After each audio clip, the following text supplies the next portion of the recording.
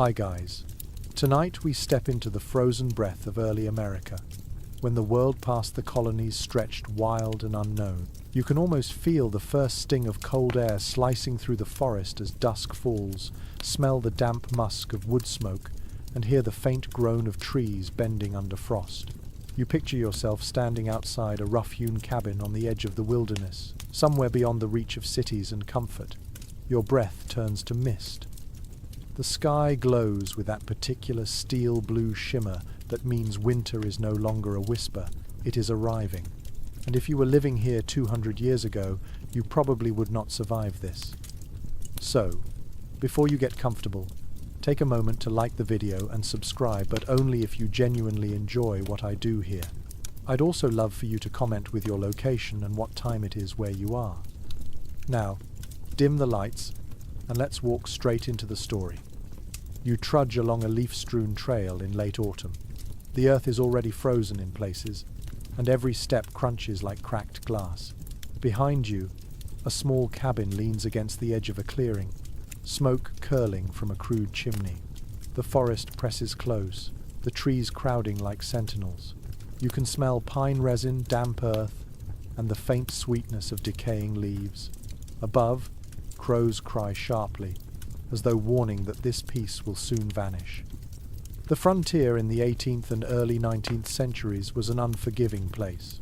Settlers moved west with hope more than knowledge, carrying little more than what they could fit on a wagon. Many had never known a winter without markets or neighbors within shouting distance. The first frost was both beautiful and terrifying. It painted the world silver but also closed off escape. Roads turned to ruts, streams to mirrors, and the long stretch of survival began. You tighten your cloak against the cold and think about those who came before you, clearing land with hands already stiff from chill.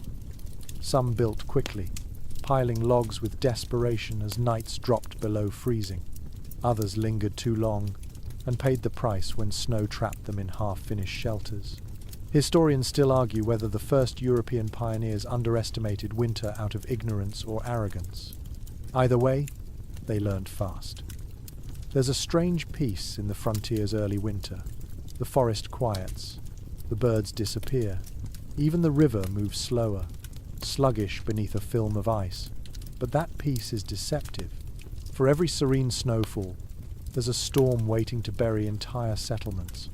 You can imagine the sound of wind battering wooden walls, a wolf's distant howl slipping through cracks, and the faint creak of timbers under snow's heavy weight. The air itself becomes an adversary, clean, sharp, and merciless. Still, there's wonder too. You watch the first frost form on your mittens and glisten like spun glass. Each breath feels strangely alive. The people who settled this land often wrote about that duality, the awe and the agony of winter. One woman on the Pennsylvania frontier described it as a season both of death and of purity, where life was forced into silence so it could later be reborn. You can almost see her, tending a fire while her children sleep under quilts sewn from worn-out clothes. As you wander through this imagined landscape, the colors fade. Everything becomes shades of grey and white, and even time seems to slow. The settlers noticed it too. They marked the year not by months but by tasks. The last harvest, the first freeze, the first night the well water turned to ice. Each was a small alarm bell ringing against complacency. Winter demanded vigilance. By December, the rhythm of life changed completely. Days shortened to mere flickers of light, and every activity revolved around staying warm and fed. The body-adapted hands grew calloused, faces windburned, and movements economical. You can feel that in your own shoulders as you picture hauling logs or breaking ice for water. Fatigue became constant, but so did resilience. One curious detail that rarely makes it into the romantic stories is how settlers learned to predict cold spells by the sound of trees. On the coldest nights, the sap inside trunks froze and expanded until the wood cracked with loud, echoing pops. The frontier called it the forest's gunfire. It was nature's own reminder that everything alive was under pressure. Historians still debate which early winter was the deadliest, 1780, when the Hudson River froze solid and even the sea ice reached the Carolinas, or the winter of 1816, when volcanic ash from halfway around the world dimmed the sun and crops failed. You can pick any of them, and the story feels the same: families huddled by faint fires, counting dwindling supplies, whispering prayers that spring would come before hunger did. In this moment, standing in the first frost, you sense that deeper truth of the frontier. It wasn't a tale of endless bravery, but of small, persistent acts of survival, mending boots, chopping wood, rationing food. It's easy to imagine romance in the wilderness from the comfort of a warm bed, but here, every breath burns in your lungs, every step risks frostbite, and yet, somehow, people stayed. You pause by the cabin door and glance toward the woods one last time. The snow begins to fall again, soft and quiet. The flakes catch in your hair, melt against your lips and vanish. In that instant, the enormity of the task ahead settles in your bones. You are not fighting the wilderness. You are learning to live with it. The first frost has come, and the long winter has begun. Inside, the fire flickers weakly. It's not much, but it's life. And as you close the door behind you, you know that everything from this moment forward, every chore, every choice will be shaped by that relentless cold pressing just outside the walls. You wake to the soft creak of timber and the thin light of morning seeping through gaps in the cabin walls. Your breath fogs in front of your face before fading into the cold air. The night fire has died down to faint orange embers, and frost rims the inside of the window pane. You wrap your blanket tighter around your shoulders and realize something that every settler eventually learns. A cabin is not simply a house, it is a shield, a statement of will against the winter. The first real job of any frontier family was building that shield. The work began long before the cold arrived, usually in the late spring when the land was soft enough to dig and the trees full of sap. You can picture yourself swinging an axe, the rhythmic thud echoing through the valley. Chips of pine and oak scatter at your feet. Every cut smells sharp and alive, a mix of resin and damp bark.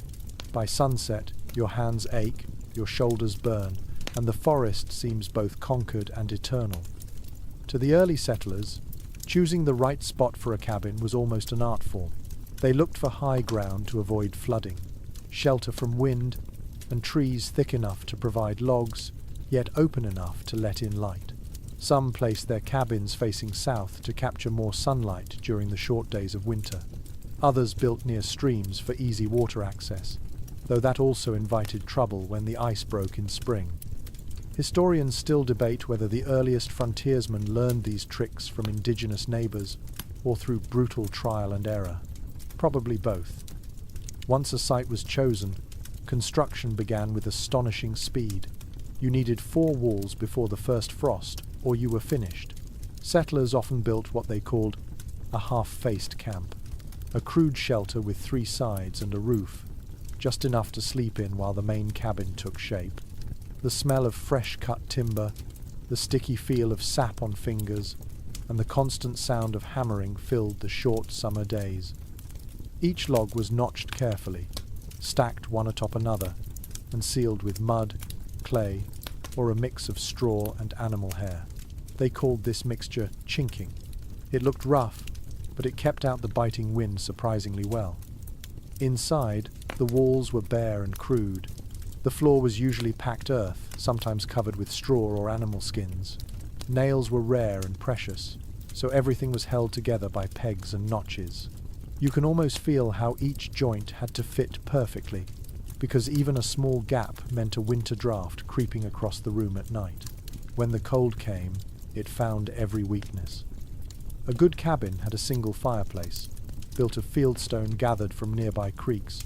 The chimney was often made of sticks coated in clay, and more than one settler watched his home catch fire because of that design flaw. Frontier life was full of such bitter ironies. Build to survive the cold, and you might burn instead. Historians still argue whether these early designs came from European habits unsuited to North America's harsher winters or were adapted from native traditions that understood how smoke and warmth needed to breathe together. You can imagine the pride of finishing the roof, just as the first snowflakes began to fall. The sound of them landing on the shingles would be the sweetest music after months of labor. Yet the work never truly ended. A cabin was a living thing that had to be tended. Logs shifted, clay cracked, and snow piled high against the door. Every morning you'd inspect the walls, feeling for the smallest draft with the back of your hand. Every evening you'd hear the wood creak and settle as if sighing against the cold. There was a quiet companionship in that sound. Many diaries mention how settlers began to feel their homes almost breathe with them through winter. One woman in Vermont wrote that she could tell the weather by the way her cabin groaned at night. A sharp snap in the beams meant deep cold coming. A gentle moan meant snow. To modern ears that might sound fanciful, but when your life depends on wood and fire, even the smallest noise becomes a kind of language. Not all cabins were equal. Some frontiersmen had the skill or resources to make theirs nearly luxurious for the time. They added lofts for sleeping, small windows covered in oiled paper to let in light, and even wooden shutters to keep out the wind. Others lived in what amounted to wooden boxes. You can feel the difference when you imagine lying on a bed of straw beside a smoking hearth, listening to the draft whistle through the gaps in the wall. The cold always found you eventually. One quirky detail often overlooked is how people decorated even in such hardship. Bits of cloth were hung over cracks not only for warmth but for colour. Animal skulls might be mounted on the wall, both as trophies and as guardians against evil. A pot of dried herbs hung from the rafters to scent the air, and perhaps to remind them of summer. Historians still debate whether such customs were superstition, practicality, or simply a human need for beauty amid struggle. When you step outside again, the morning sun glints off a frozen world. You notice how the cabin casts a long shadow on the snow, small but steady. It stands as proof of your labor, a fragile victory against the wilderness. Inside, the warmth builds slowly as the fire catches. You can hear it crackle, feel the heat spread across your hands. The cabin may be rough, but it holds. It keeps out the wind and keeps in your breath. And in this vast, indifferent wilderness, that is enough. As you sit by the hearth, you realize that every board, every log, every smear of clay is a silent pact between you and the land. You will endure it, and it will endure you. Outside, the forest waits, still and white, patient as time itself. Inside, you stir the embers and listen to your home breathe. You wake before dawn to the sound of splitting wood. The axe rings out against the quiet like a church bell across the frozen hills. Every thud is a promise of survival. You step outside, boots crunching on snow, and see your breath curl up like smoke. The air smells of pine and frost, the kind of cold that bites your cheeks and wakes every muscle in your body. Before long, your hands are wrapped around the rough handle of the axe, and you join in the rhythm that keeps the frontier alive through winter. Firewood is more than warmth here. It is currency, comfort, and the difference between sleep and death. A grown family might burn through 15 cords of wood before the thaw. That means endless chopping, hauling, stacking, and praying. The pile holds out until spring. People quickly learned that not all wood burns the same. Oak burns slow and hot, perfect for overnight fires. Hickory gives off a steady, fierce heat but pops and sparks like gunfire. Pine catches easily but smokes too much, coating the cabin walls with soot. There's an old frontier saying, whispered with a half smile, "Cut pine, and you'll cry twice, once when you chop it, and once when you choke on it." You can picture yourself standing in that pale morning light, swinging the axe again and again. The impact shudders through your shoulders, your breath turning into white steam. A steady rhythm sets in. Swing, crack, breathe, repeat. The cold sharpens everything. Even the smallest noise, the splinter of bark, the creak of trees feels magnified. You pause to rest, leaning on the axe handle, and listen to the forest groan in the frost. Somewhere in the distance, a frozen branch snaps, echoing like a rifle shot. By late morning, a pile of logs stands as tall as you are. Each piece represents an hour of your life traded for another hour of warmth. Settlers sometimes gave names to their wood piles, half joking, half serious. One journal from upstate New York mentions a farmer calling his stack the Silent Guard, as if it were a watchman against the cold. That little quirk says something about the mental strain of isolation. When snow cut you off from the world, even your firewood became company. Researchers disagree on when the first would-be gatherings began, but they were a common sight across the frontier by the early 1800s. Neighbors would come together for a day of chopping, stacking, and storytelling. Whiskey circulated, axes flashed, and songs echoed through the woods. It was one of the few times community triumphed over loneliness. These gatherings weren't just social events, they were insurance. Everyone knew that one day it would be their turn to need help. The work itself had a rhythm bordering on ritual. Men chopped while women and older children gathered kindling, their mittens stiff with frost. The smell of burning sap drifted through the air. A pot of stew simmered by the cabin, its steam mingling with the smoke. You can almost taste that thin broth of salt, pork, and potatoes, eaten with hands too numb to feel the spoon. It wasn't luxury, but it was enough to push through the cold. There is a strange beauty in how the act of chopping wood defines frontier life. It is simple, physical, and endlessly repetitive, yet it gives shape to the day. A visitor from England once wrote in his travel diary that, to split logs in America is to split time itself, meaning that the rhythm of work measured the rhythm of survival. His observation lingers centuries later, a poetic truth born from blisters and exhaustion. As the sun begins to set, the shadows grow long and blue. The forest seems to close in again, but the pile of wood beside your cabin glows faintly in the fading light, each log a small victory. Inside, the fire crackles, throwing orange light on rough-hewn walls. The warmth seeps into your bones, slow and deep, as the day's ache fades.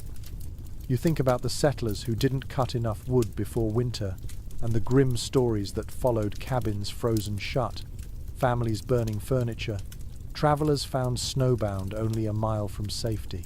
Chroniclers of the time tell of one family in Kentucky who dismantled their porch railings piece by piece just to keep the hearth alive until March.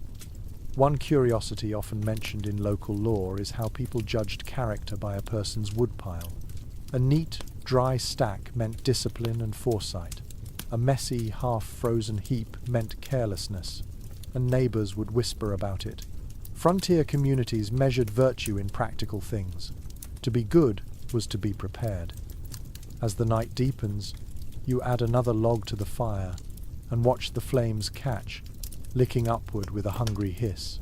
The cabin fills with warmth and the faint scent of smoke and sap.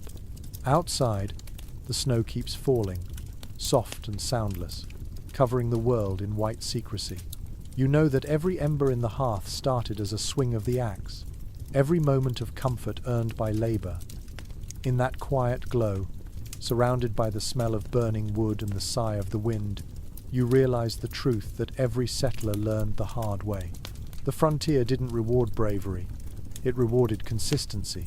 You didn't fight the cold, you fed it, one log at a time, and in return, it let you live. You wake in the dim light before dawn, your breath hanging in the air like mist. The cabin is cold again, despite the stack of firewood outside.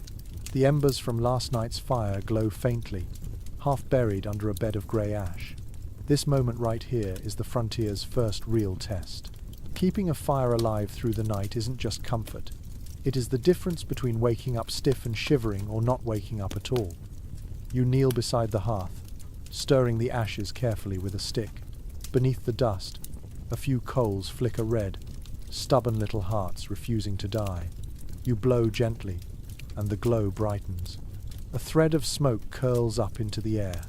It smells sweet, almost like caramelized wood. You feed the coals with dry twigs, patient and quiet, until the flame catches again and grows into life. The cabin begins to warm, just a little, enough to make your fingers stop aching.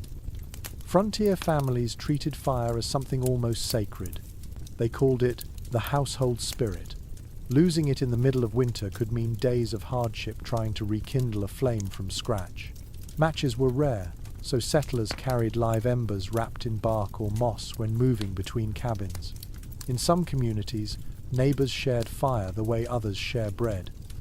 There are written accounts from New England describing how people would trek miles through snow just to borrow a shovel of glowing coals from another homestead. The very idea feels astonishing now, but in a world where a spark was life, it made perfect sense. One travel diary from the late 1700s tells of a man who built a tiny clay pot solely for carrying coals. He called it his winter heart. The phrase caught on in local lore, and even today, historians find it oddly touching, a small reminder that warmth was more than physical. It was emotional, almost spiritual. A hearth wasn't simply a fire, it was the pulse of the home. You can feel that as you sit closer, palms open to the heat. The light flickers across the rough-hewn walls, throwing moving shadows that dance like spirits. The smell of smoke clings to everything. Your clothes, your hair, the very air you breathe. After a while, you hardly notice it anymore. It becomes part of you, the scent of survival. Keeping the fire alive through the night required skill and patience. Settlers often used a technique called banking. Before going to sleep, they would cover the burning logs with ashes, cutting off most of the oxygen but trapping enough heat to keep the coals alive until morning. With luck, there would be just enough life left to revive it at dawn. Some added a thick log of oak or maple to smoulder slowly through the hours, what they called a sleeper log. If done right, the fire would last till sunrise. If not, the cold crept in mercilessly. Archaeologists have even found traces of fire pits built slightly below cabin floors, designed to radiate heat upward. Scholars debate whether this idea came from indigenous influence or from European peasant architecture. Either way, it shows how necessity drove invention. When the wind howled through chinks in the wall and frost formed inside windows, every small improvement could feel like a miracle. Not every attempt was successful. Many cabins filled with smoke because chimneys were poorly built or damp wood was burned. People learned to read the color of the smoke as a kind of language. Thick white meant moisture. Thin blue meant good heat. A farmer in the Ohio Valley once wrote, "The smoke tells you if your day will be long or kind." That simple wisdom still feels poetic now. And then there were the odd tricks people swore by. Some settlers tossed salt into the flames, claiming it made the fire burn cleaner. Others placed potatoes on the hearth overnight to draw out dampness. A few even believed that never letting a fire die protected the house from evil spirits.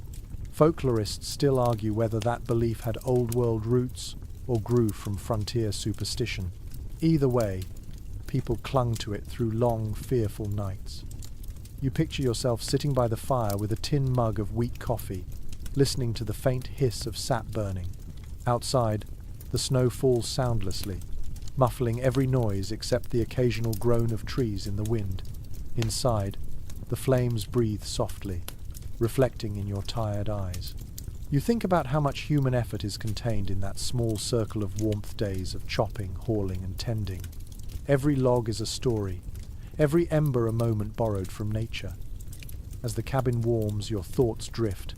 The light flickers on a rifle hanging by the door, on a drying string of herbs above the hearth, on a rough wooden shelf lined with tin plates. This room, small and crude, becomes a world unto itself. Time slows here. The past and present fold together in the glow of the fire. You understand why so many frontier letters and journals mention that simple act of staring into the flames. It was meditation, entertainment, and prayer, all in one. Outside, dawn finally reaches the snow, turning it to silver. The cold air sneaks in through the cracks, but the fire answers it with warmth. You stretch, stir the coals once more, and add another log. The day begins again, quiet but alive. The hearth still crackles as you step to the door. You glance back at it. feeling something you can't quite name, gratitude maybe, or reverence.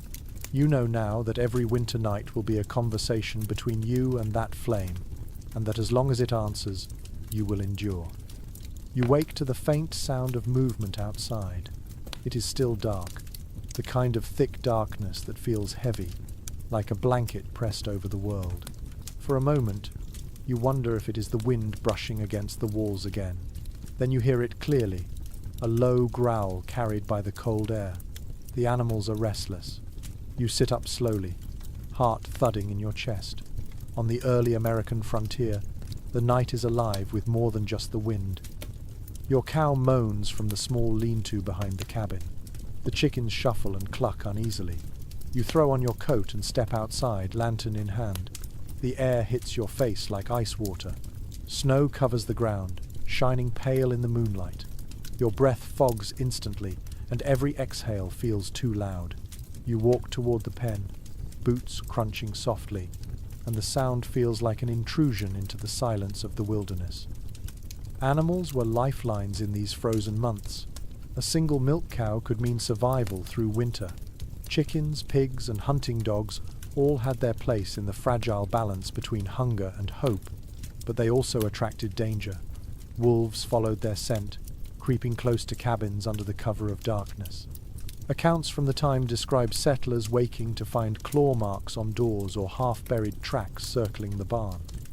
One diary from 1794 tells of a family in upstate New York who lost every sheep in a single night when a pack slipped through the fence. You can picture the fear that must have come with those noises in the dark, the faint padding of paws on snow, the high, distant howl that echoes through the trees. Even the dogs, usually fierce, would fall silent when wolves were near. Some settlers hung strips of leather soaked in tar along fences, believing the smell repelled predators. Others tied bells to their livestock, hoping the sound would frighten animals away. Researchers still disagree about whether these measures ever worked, but the fear itself was real enough to keep people awake through the night. Dogs were both helpers and alarms. They guarded the cabin, pulled sleds, and hunted small game when food ran low. In letters from the frontier, people often wrote about their dogs with affection bordering on reverence. One woman in Kentucky described hers as the only heartbeat that answers mine when all else sleeps. Yet there were hard choices too. In the worst winters, when supplies ran out, even loyal animals became part of the grim arithmetic of survival. There are whispered accounts, half denied in official histories, of families forced to eat their own dogs or horses during the coldest years. Chroniclers of the era rarely mention such acts directly, but the silence in their journals speaks volumes. You crouch near the pen, lantern casting long shadows over the snow. Your cow looks at you with wide, dark eyes, steam rising from her nostrils. She is unharmed for now. You run your hand along her rough coat, feeling the heat of her body, the living warmth that matters more than words. The animals were not just food or tools, they were the rhythm of daily life. Their sounds, their needs, their quiet presence reminded settlers they were not entirely alone. A curious custom developed in some frontier communities. When a newborn calf survived its first winter, families would tie a strip of red cloth around its neck for luck. Folklorists suggest this tradition may have come from old European charms meant to ward off misfortune. Whether it was superstition or just a bit of hope woven into hardship, it gave people something to believe in. You listen again to the forest. The growl is gone. Maybe it was only your imagination, or maybe the wolves have retreated back into the trees, waiting for another night. You can hear the faint creak of branches rubbing against each other in the wind. Snow drifts down silently, flakes landing on your eyelashes. The world feels at once vast and claustrophobic, as if you are standing at the center of something ancient and indifferent. You head back inside, bolting the door behind you. The cabin feels small and safe, the air thick with the smell of smoke and straw. You sit by the fire, listening to it pop softly, and your dog curls up at your feet. Its fur is rough, its breathing steady. You reach down and scratch behind its ears, the small gesture grounding you in a moment of fragile peace. In the journals of early settlers, animals appear in unexpected ways, not just as food or danger, but as companions, symbols, and even teachers. One man from the Ohio Territory wrote about watching birds fly south and feeling both envy and instruction, realizing that survival was about movement, timing, and instinct. He ended his entry with a line that still feels true: "We learn to live as they do, one day to the next." As the fire burns low, you glance toward the window. Frost feathers the glass, reflecting the faint glow of the hearth. Outside, the dark seems endless. Inside, there is warmth, the steady sound of breathing, the faint smell of hay. You close your eyes, listening to the soft sigh of wind against the roof. The animals settle, the night grows quiet again, and the fragile thread between life and loss holds at least until morning. Morning comes grey and heavy with silence. The fire burns low, and your stomach reminds you that warmth is only one half of survival. You step outside, pulling your coat tight, and see the world locked in white. The snow glitters faintly, and the air smells clean and sharp. This is the season when the harvest must stretch to fill months of hunger. Whatever you put away before the freeze decides whether you'll endure or fade. The art of preserving food on the early American frontier was equal parts science, superstition, and desperation. Settlers learned fast that the land's generosity ended abruptly with the first frost. The lush gardens of summer became frozen mounds of dirt. Game grew scarce, rivers froze, and travel to trading posts was often impossible. So autumn became a race against time, a frenzy of drying, salting, smoking, and storing. Inside the cabin, you can almost smell it: the salt-soaked tang of pork, the musty sweetness of dried apples, the sharp vinegar bite of pickled beans. Women worked tirelessly over iron kettles, boiling brine or stirring bubbling molasses. Men hung strips of venison over the hearth to smoke for days, the air growing thick with the aroma of wood and fat. Each barrel, each jar, each cured side of meat represented survival in physical form. A common sight in any frontier kitchen was the smoke rack suspended above the fire. It was more than decoration. It was a lifeline. Strips of meat, fish, or sausage hung there, curing slowly in the warmth and smoke. The wood chosen for smoking mattered. Hickory gave a deep, earthy flavour. Applewood added sweetness. Corn cobs, surprisingly, produced a mild, pleasant aroma. Local law says that one clever family in Maine discovered that adding pine needles to the smoke kept insects away. That odd trick spread quietly from cabin to cabin until it became common practice. Some methods of preservation were borrowed or adapted from indigenous knowledge. Native communities had long used drying racks and earthen pits to store corn, beans, and squash, collectively known as the Three Sisters. Settlers observed these practices and learned that sealing grain in clay-lined pits could keep it edible for months. Modern historians still discuss how much of frontier survival depended on such shared wisdom, though written records rarely give credit where it is due. The cellar was the heart of a winter larder. If you lift the trapdoor in your cabin floor and descend by lantern light, the air cools instantly, smelling of damp earth and old roots. Shelves line the walls, holding jars of preserved fruit and baskets of potatoes, carrots, and turnips packed in straw. The cold keeps everything slow, almost asleep. You move carefully, mindful of each jar as though it were gold. In a sense, it is. There are stories from New Hampshire and Vermont about settlers singing quietly while working in their cellars. The sound, muffled by earth, must have felt both lonely and comforting. One surviving journal describes the habit as singing to the roots, a way to keep the cold from feeling so absolute. Whether superstition or simple sanity, it became part of the rhythm of survival. Salt was the true treasure of the frontier. It preserved meat, cured hides, and even served as currency in remote settlements.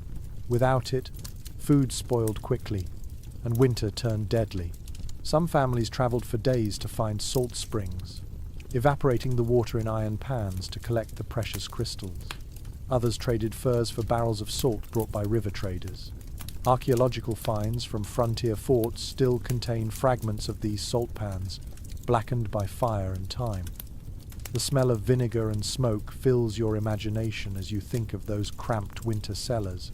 One settler's diary mentions an unusual trick, suspending apples from the rafters on strings so they would dry slowly in the warm air above the fire.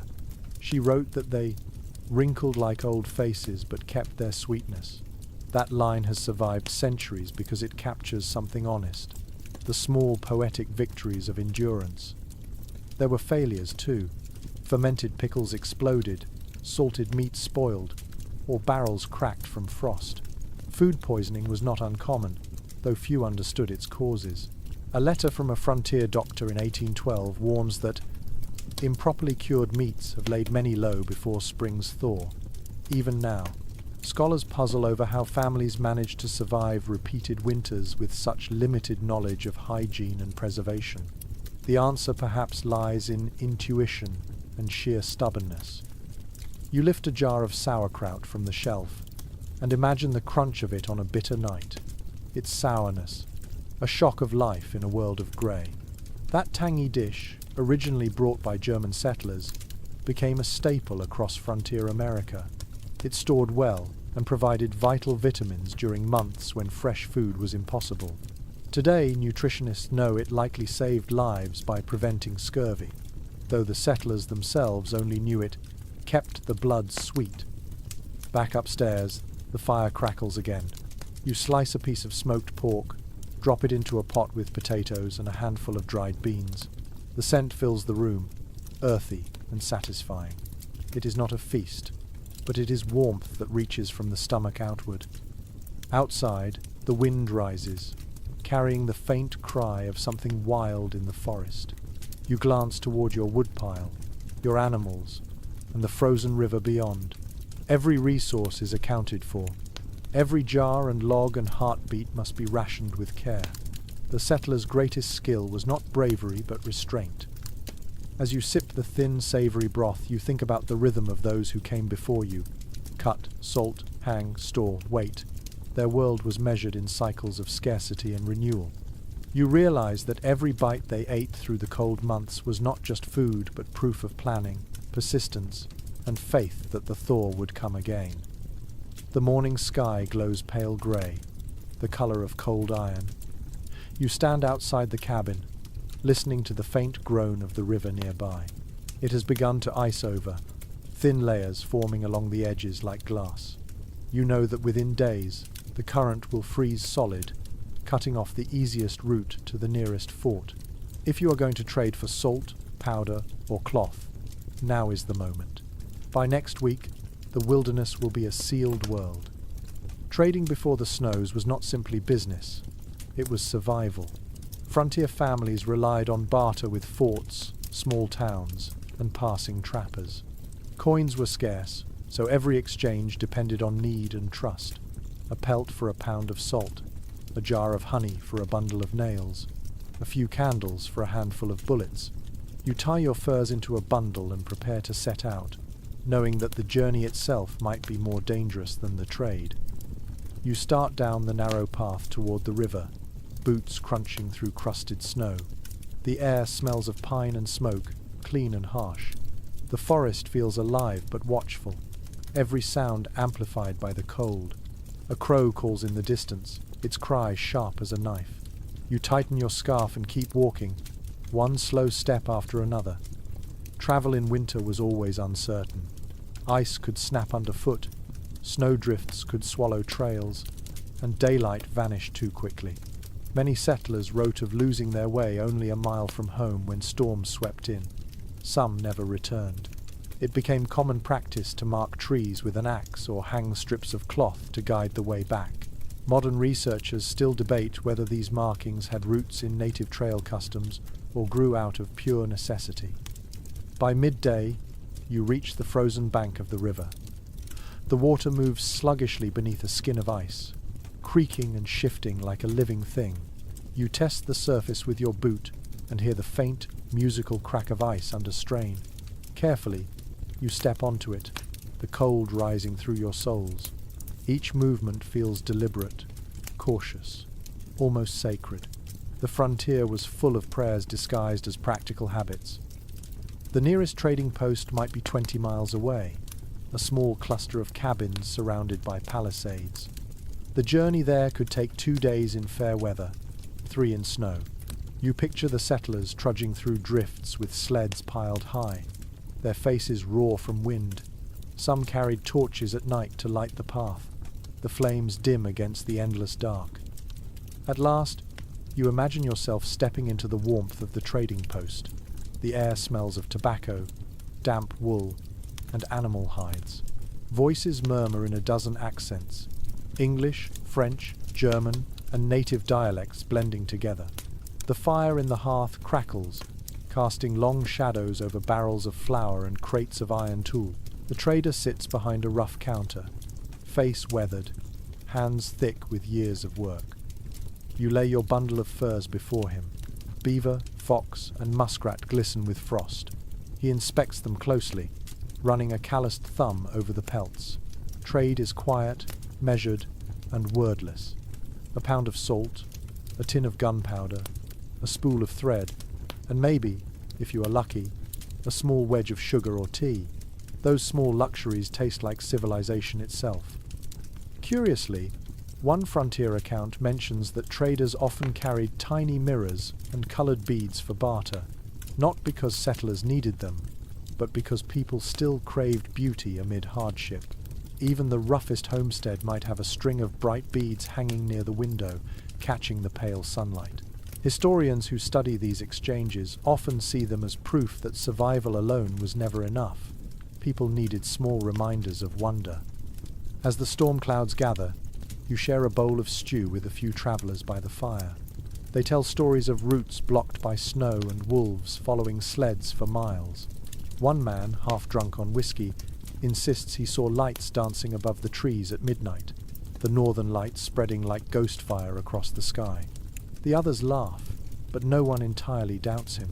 On the frontier, mystery was part of daily life. When you finally set out for home, the world has changed again. The wind cuts harder, the sky darker. You pull your coat tighter and feel the weight of your pack pressing against your back. Inside it lies more than trade goods. It holds the fragile hope of getting through another season. On the return journey, you pass the frozen river again. It groans beneath your feet, deep and resonant, as though warning that this might be the last safe crossing. You move quickly, following your own footprints back through the snow. The forest feels quieter now, as if holding its breath. By the time your cabin comes into view, night has fallen. Smoke rises weakly from the chimney. The door creaks as you push it open, letting warmth spill over you like a blessing. Inside, you unload your treasures carefully onto the table. Salt wrapped in cloth, a tin of powder, a small packet of tea. Your hands tremble slightly, part exhaustion, part relief. You sit by the fire, listening to the wind whistle around the cabin. Outside, the snow thickens, erasing your tracks, sealing the world once again. You know that for the next few months, there will be no more trading, no more journeys. The river will sleep, the paths will vanish, and all that remains is endurance. As you sip your first cup of tea in weeks, steam rising in slow spirals, you feel something close to gratitude. Every trade, every step, every choice was a quiet negotiation with the wilderness itself. You survived another crossing, and for now, that is enough. The wind whistles through the gaps in the logs again this morning, and you wake with cold fingertips despite the fire. You pull your coat closer and glance at the small pile of clothing stacked near the bed. Each piece feels rough and heavy, more functional than elegant. Out here, fashion means survival. The early settlers discovered quickly that the right layers could make the difference between frostbite and comfort, between waking up and never waking again. You touch the fabric of your wool shirt and feel its coarse warmth. Most settlers wore garments spun and woven at home. Flax became linen, wool became coarse blankets or thick trousers, and deer hide turned into sturdy coats. Spinning wheels creaked in every cabin through autumn as women worked by candlelight, turning raw fibres into thread. The faint whir of the spindle was a familiar comfort, a sound that meant progress against the coming cold. A single shirt could take days to weave, and winter clothing required endless preparation. Some families made their own dyes using bark, berries, or even iron filings to give dull browns and greys a touch of life. You imagine your hands stained with the faint green of walnut hulls or the deep red of madder root. Colour in the dead of winter was a kind of rebellion, a statement that beauty still mattered even when the world turned white. Layering was the secret skill everyone learned fast. A thin linen shirt next to the skin, then a wool tunic, then a thick coat of hide or homespun. Trousers lined with flannel or fur, mittens stuffed with scraps of rabbit skin, boots packed with dry grass for insulation. You can feel the weight of it all pressing down as you move, like carrying your home on your body. The air bites less, but every motion becomes slower. Still, it is worth it. Frontier women had the hardest time keeping warm because long skirts trapped cold air and froze stiff in the snow. Some cut them shorter for practicality, scandalizing anyone still clinging to European modesty. Others wore men's trousers beneath their petticoats, a quiet act of rebellion that historians later called functional defiance. The details vary in accounts, but the spirit remains the same. The body must live first, reputation second. In some regions, people lined their clothes with paper or dried moss. Travellers' journals mention settlers stuffing newspaper into boots to keep their toes from freezing. It worked surprisingly well. One merchant wrote in 1818 that he preferred a Boston Gazette to a blanket for the feet. Modern researchers find that amusing, but it was pure ingenuity. When you live far from towns, creativity replaces luxury. Hats and hoods were essential too. Many families made them from rabbit fur or raccoon tails, stitched roughly but effective against the wind. The famous coonskin cap, later romanticized by storytellers, was originally a practical piece of gear rather than a symbol of adventure. Its tail hung down the back of the neck to keep snow from sliding into the collar. People learned these tricks from indigenous neighbors who had mastered winter dressing long before settlers arrived. Scholars still discuss how much of frontier attire evolved from native designs, though much credit was long ignored in popular histories. You tie a wool scarf around your neck and feel how the coarse fibers scratch slightly against your skin. The warmth spreads slowly, a physical reminder of effort made months earlier. Someone spun this wool, dyed it, cut it, and stitched it by hand. Every garment carries the touch of a person's labor. Clothing was currency and inheritance. It was patched, mended, and passed down until the fabric was more repair than original thread. A curious detail from early New England letters mentions people sleeping fully clothed in winter, not out of laziness but to preserve warmth. Families often wore hats to bed, wrapped in every blanket available, their breath frosting the inside of the quilts. Some even sewed small stones or bits of metal that had been heated in the fire into cloth pouches and tucked them beneath the covers to make a primitive hot water bottle. A few of these odd heating stones survive in museums, still darkened from years of use. As the morning light grows stronger, you step outside to fetch water from the frozen barrel. Your coat stiffens in the cold, and your breath curls upward like smoke. The weight of your clothing gives you a strange sense of security, like armor. You remember how settlers used to say, "Dress as if the wind hates you," and it feels perfectly true. The wind does not care, but the effort makes you feel defiant. Even laundry was an ordeal. Water froze before the soap could foam, and clothes stiffened into boards on the line. People sometimes hung garments inside near the fire, the steam filling the room with the smell of lye and wet wool. Diaries mention the satisfaction of that scent, unpleasant by modern standards but comforting then. It meant the work was done. The body would stay warm another day. You pause for a moment, holding the bucket of ice-crusted water. Your reflection shimmers faintly on its surface, framed by fur, wool, and frost. The figure looking back could belong to any century. Out here, the difference between past and present fades. You feel the continuity of human instinct. Cover, protect, endure. Back inside, you hang your coat by the fire and listen to the soft drip of melting snow from its hem. The warmth creeps back into your limbs. You can almost hear the faint hum of the spinning wheel again, the thread stretching between fingers, the whisper of fabric taking shape.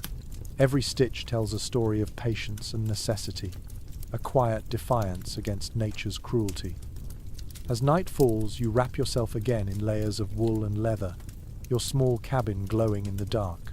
Outside, the world freezes solid, but inside, you carry the warmth of countless hands that wove, stitched, and prepared before you. In this shared human ritual of dressing for survival, the frontier becomes less lonely, the cold less cruel. The snow deepens until the world outside seems to vanish. When you step from the cabin, sound itself feels swallowed by white. Even your footsteps disappear almost instantly, the soft powder erasing every trace of movement. You pause, listening, but there is nothing. No birds, no running water, no crack of branches. Just the faint hiss of wind sliding through the trees. The frontier winter has its own silence, one that presses in until you can hear your heartbeat as clearly as the creak of ice. At first, this quiet feels peaceful. After weeks of chopping wood and tending fires, the stillness seems like a gift. But soon you realize how heavy silence can become. It fills the cabin like smoke, creeping into your thoughts. Many settlers wrote about the loneliness that came with winter more than the cold itself. One farmer from Michigan wrote that the stillness is not rest but a wait, and anyone who has lived through such months would understand what he meant. You walk through the woods behind your cabin, bundled so tightly you can hardly move. The air is sharp enough to sting your nostrils. Every breath echoes inside your head. The trees stand like pillars in a frozen cathedral, each one rimmed with white crystals that sparkle in the faint sunlight. Somewhere far off, a tree cracks loudly as sap freezes inside it, the sound echoing through the forest like a gunshot. For a moment, you imagine someone else walking there, but it is only the echo coming back to you. The isolation of the frontier tested the mind as much as the body. Families lived miles apart, sometimes going months without seeing another face. Snowdrifts blocked trails, rivers froze, and even letters stopped coming. Inside the cabin, you count the hours by the position of the fire rather than the Sunday. Morning begins when the embers fade to grey. Night returns when you pile on another log. A strange little fact from the journals of early settlers notes that people often talk to themselves during these months. Some even gave names to objects in their cabins, treating them as company. A woman in Vermont mentioned chatting with her broom as she swept, claiming it answered with the same dull wisdom every time. Modern historians call it a sign of loneliness. You might call it survival of the spirit. There was beauty in the quiet too, though few had time to appreciate it. The sound of snow settling on rooftops, the faint crackle of frost spreading across window glass, the rhythmic drip of melting icicles on a sunny afternoon. The world slowed to something almost sacred, and for a moment you could forget hunger and hardship. Even the silence became a kind of music once you learned to listen. Yet too much quiet could drive people to restlessness. Old diaries describe men pacing the same 10 steps inside their cabins until the floorboards wore thin. Children grew sullen or wild, mothers weary with unending stillness. Without distraction, every small worry became enormous. A cough sounded like a warning. A draft felt like doom.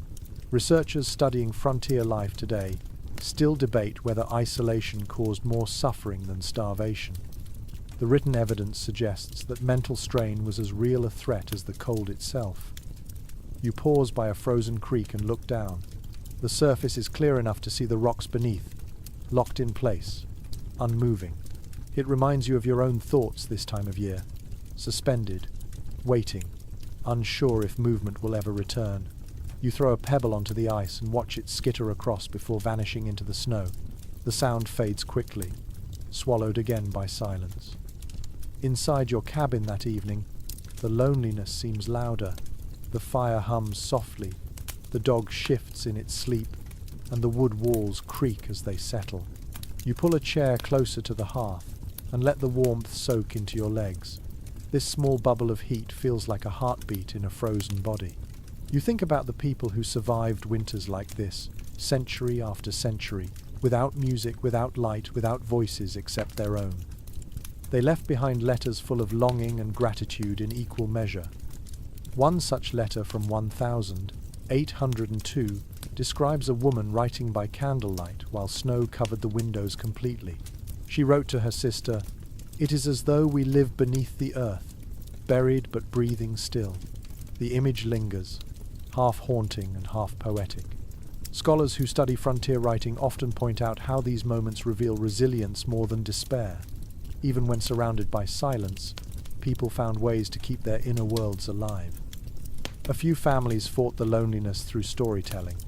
At night, they would gather around the fire and take turns recounting tales from home, mixing fact with imagination until the two blurred. Children listened wide-eyed, the flicker of firelight turning shadows into monsters or heroes on the wall. Some stories survived generations that way, reshaped each winter into something new. As the night deepens, you sit still and listen again. The silence outside feels endless, stretching from the hills to the horizon. Yet inside, you hear the soft pop of sap burning in the logs, the faint whistle of wind at the chimney, the steady rhythm of your own breathing. These sounds become company, proof that you still exist in a living world. You close your eyes and feel the warmth on your face. The stillness no longer feels empty but full of presence. The forest sleeps, the snow hides the land, and you are a single spark in the long, dark winter. The silence is not your enemy anymore. It is the language of endurance. The night falls thick and deep, the kind of darkness that swallows the horizon whole. The wind has stopped, and the forest feels frozen in time. You sit by the fire, its flicker reflecting on the walls like a heartbeat. The dog lifts its head suddenly, ears twitching. Then comes the sound that makes your chest tighten, a slow, deliberate knock at the cabin door. It is late, far too late for a visitor. You glance at the rifle propped near the wall and move quietly to your feet. The knock comes again, louder this time. 3 heavy thuds that echo through the small room. Your mind races through every possibility. A neighbor in trouble? A traveler lost in the storm? Or something darker? In this wilderness, the line between the familiar and the unknown is paper thin. You open the door a crack, letting a gust of cold air rush in. Outside stands a figure wrapped in furs, face hidden by frost and shadow. The voice that greets you is hoarse, cracked from wind. "Evening," the stranger says. "Fire still going?" You nod, stepping aside. He enters slowly, stamping snow from his boots, bringing the smell of frozen air and damp leather into the cabin. Encounters like this were part of frontier life. Distance made strangers both a danger and a necessity. Hospitality was sacred because everyone knew what it meant to be caught in the cold. A visitor might bring news, trade, or just company, yet trust was fragile, earned with each cautious glance. Accounts from the time describe travelers sharing fires with people whose names they never learned, speaking quietly for hours before disappearing at dawn. You pour the stranger a cup of hot broth. His hands tremble slightly as he drinks. The firelight softens his face, older than you thought, eyes sunken but kind. He tells you he lost his way while hunting, the storm driving him off the trail. He has walked for 2 days, he says, guided only by the glow of your chimney smoke. His story feels true, though you sense there is more left unsaid. One early settler diary tells of a night much like this, when a traveller arrived out of nowhere and shared a fire until morning. At first light, he vanished without a trace. The family later found footprints in the snow that ended abruptly halfway to the woods. Folklorists have argued for years whether these tales reflected real encounters or the half-dreamed visions born of isolation and exhaustion. Either way, They captured a truth about frontier night's reality, and imagination often blurred together in the dim glow of a fire. Your guest removes his gloves and holds his palms toward the heat. His skin is cracked, nails blackened by frost. You hand him a piece of bread, and he eats slowly, almost reverently. The dog watches from the corner, tail still, eyes unblinking. Outside, the wind picks up again, rattling the shutters like bony fingers. Visitors could mean safety or danger, a helping hand or a thief waiting for opportunity. One curious record from a Pennsylvania homestead describes a man who invited a pair of traders to stay for the night, only to wake and find his rifle, coat, and horse gone. The settlers afterward began keeping their rifles within arm's reach, even when showing hospitality. You can almost feel that mix of suspicion and kindness now as you sit across from the stranger, each of you silently weighing trust against need. He speaks of the land ahead, of deep snow and frozen rivers, of a group of hunters trapped by ice not far to the north. His voice carries a kind of weary calm, whether his story is truth or caution. It reminds you how fragile life is in this wilderness. A single wrong turn, one failed fire, and the forest claims another name forgotten by spring. As the night grows late, you share a few quiet words. He asks about your homestead, your animals, how many winters you have seen. You find yourself answering honestly, perhaps because the dark makes confession easier. The two of you sit in companionable silence for a while, the fire crackling softly between you. It feels almost peaceful. Before dawn, he rises to leave. You offer him a piece of smoked meat for the road. He accepts with a small nod, eyes reflecting the faint orange light. As he opens the door, cold air spills in again, carrying the sound of wind sweeping across the trees. You watch him step out into the snow, his figure quickly swallowed by the dark. By morning, only his footprints remain, leading into the forest. You follow them a short distance before they fade beneath drifting snow.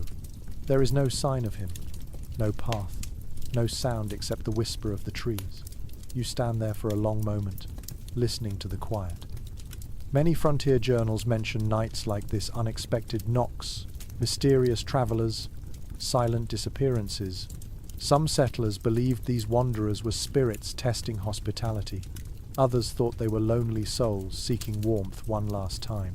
Scholars still wonder how many of those stories were true, and how many were dreams brought on by isolation and cold. Back in your cabin, you close the door gently and stir the fire. The warmth blooms again, steady and alive. The dog sighs and curls up beside you. Outside, snow keeps falling, soft and endless. You sip the last of the broth and glance toward the window, half expecting to see another figure in the trees. There is nothing, only the wilderness, vast and silent, holding its secrets beneath the white. You sit quietly for a long time, watching the fire fade to embers. Somewhere in the distance, a wolf calls once, then falls silent. You think about the stranger, about trust, about how the frontier turns every meeting into a test of faith. You are alone again, yet not entirely. The memory of shared warmth lingers, and for tonight, that is enough. The morning light filters through the frost-glazed window, pale and uncertain. You wake with a dull ache in your chest and a weight behind your eyes that feels unfamiliar. Outside, the snow glows faintly blue, the world still and bright.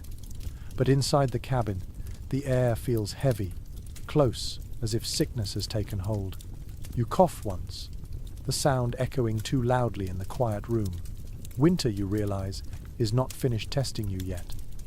Illness was one of the frontier's cruelest visitors. It came quietly and lingered long after the fire died down. Cold air seeped into lungs, and small ailments that might have passed easily in town became deadly in the wilderness. Settlers faced fevers, frostbite, infections, and all manner of unnamed aches that doctors miles away could not reach in time. The nearest physician might be a week's journey away, and by the time help arrived, it was often too late. You sit by the hearth, wrapping a shawl around your shoulders and reach for a tin cup of water.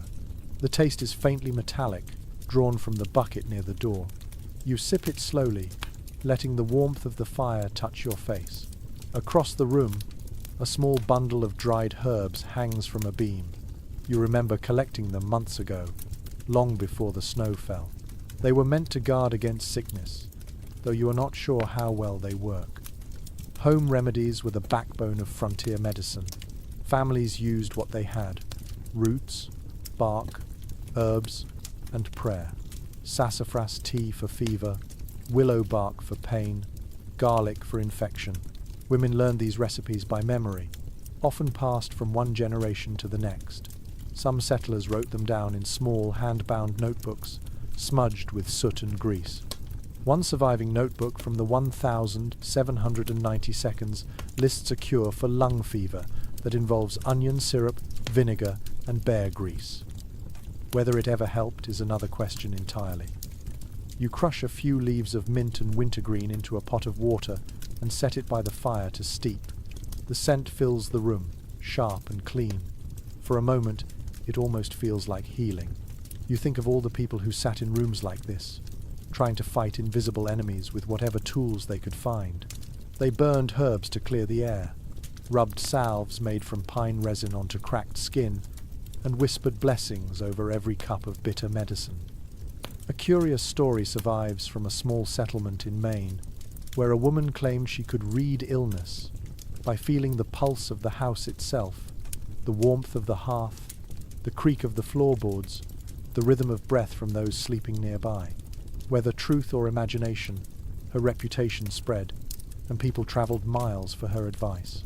Modern researchers call her one of the earliest examples of folk healers in the American Northeast. Her name, unfortunately, was lost to time. You stir the steaming pot and pour a little into a cup.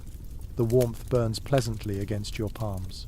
You drink, wincing at the bitterness, but the heat fills your chest, easing the tightness slightly.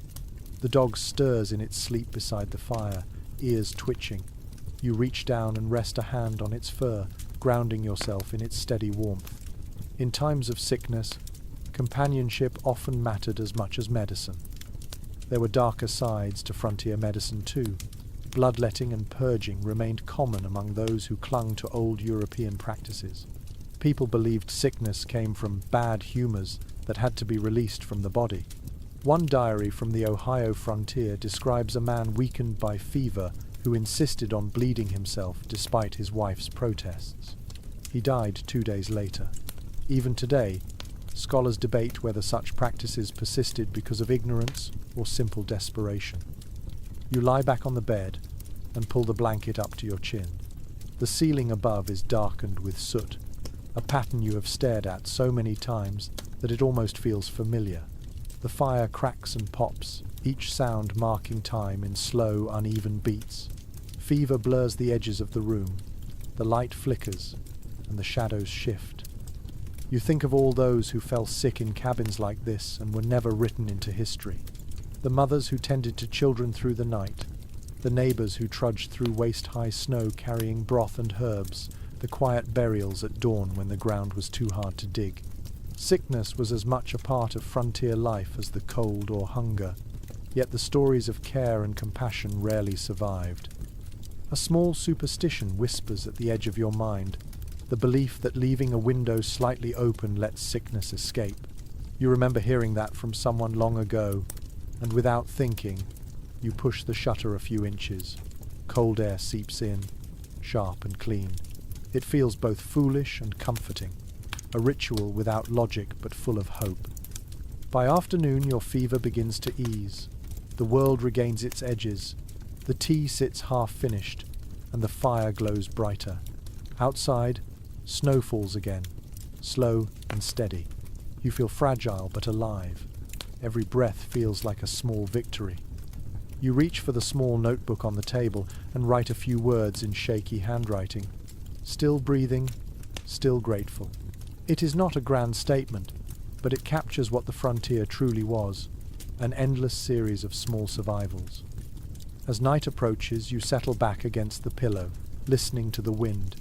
The herbs above you rustle faintly in the draught, releasing their scent.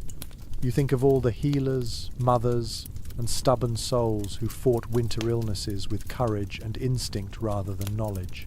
Their efforts may not always have saved lives, but they preserved something just as precious, the belief that healing was possible.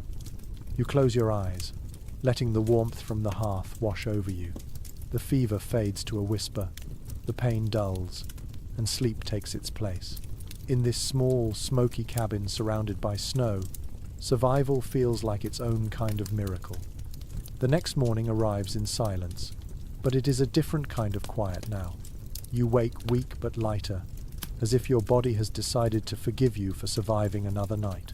The fire has burned down to faint orange coals, and the air smells faintly of herbs from the pot still simmering on the hearth.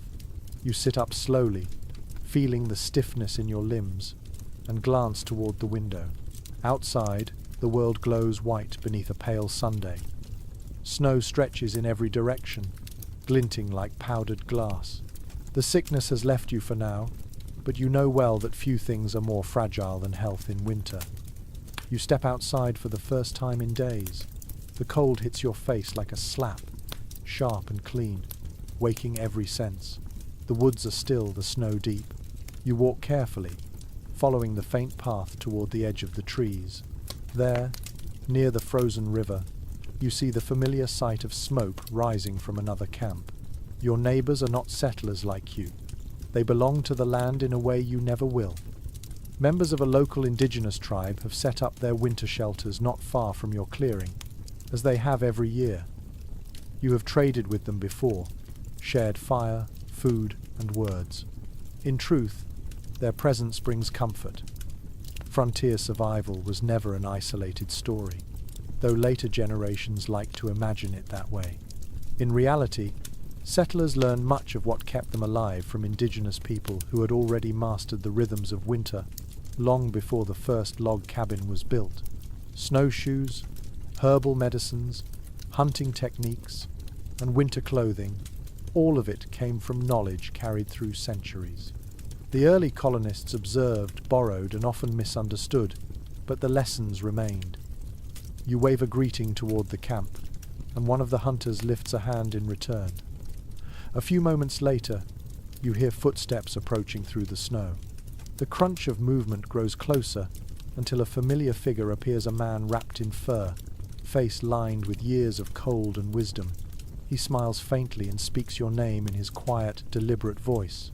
You answer with your own rough greeting, and he nods, holding out a small bundle wrapped in hide. Inside is a mixture of dried plants and roots. He tells you to steep them in hot water, that they will strengthen your lungs and drive out what he calls the heavy air. You recognize the faint scent of cedar, yarrow, and something sharp you cannot name. It is medicine older than your country, older than your language. You thank him, and he only smiles again, as though gratitude is unnecessary. In this land, knowledge is not owned but shared. You walk back together toward the river, speaking little. The air is so cold that each word seems to crystallize and fall away before it reaches the ground. He shows you how to read the ice, tapping it with the handle of his spear. Listen, he says. You crouch beside him and do as he does. The sound that echoes through the ice is deep and hollow, like a drumbeat. He explains that the tone tells you how thick the ice is, how safe it might be to cross. You realize then that every sound in this frozen world carries meaning, if only you learn how to hear it. Many records from the early frontier mention moments like this, brief encounters where survival knowledge passed quietly between cultures. Yet few of those settlers wrote the truth plainly.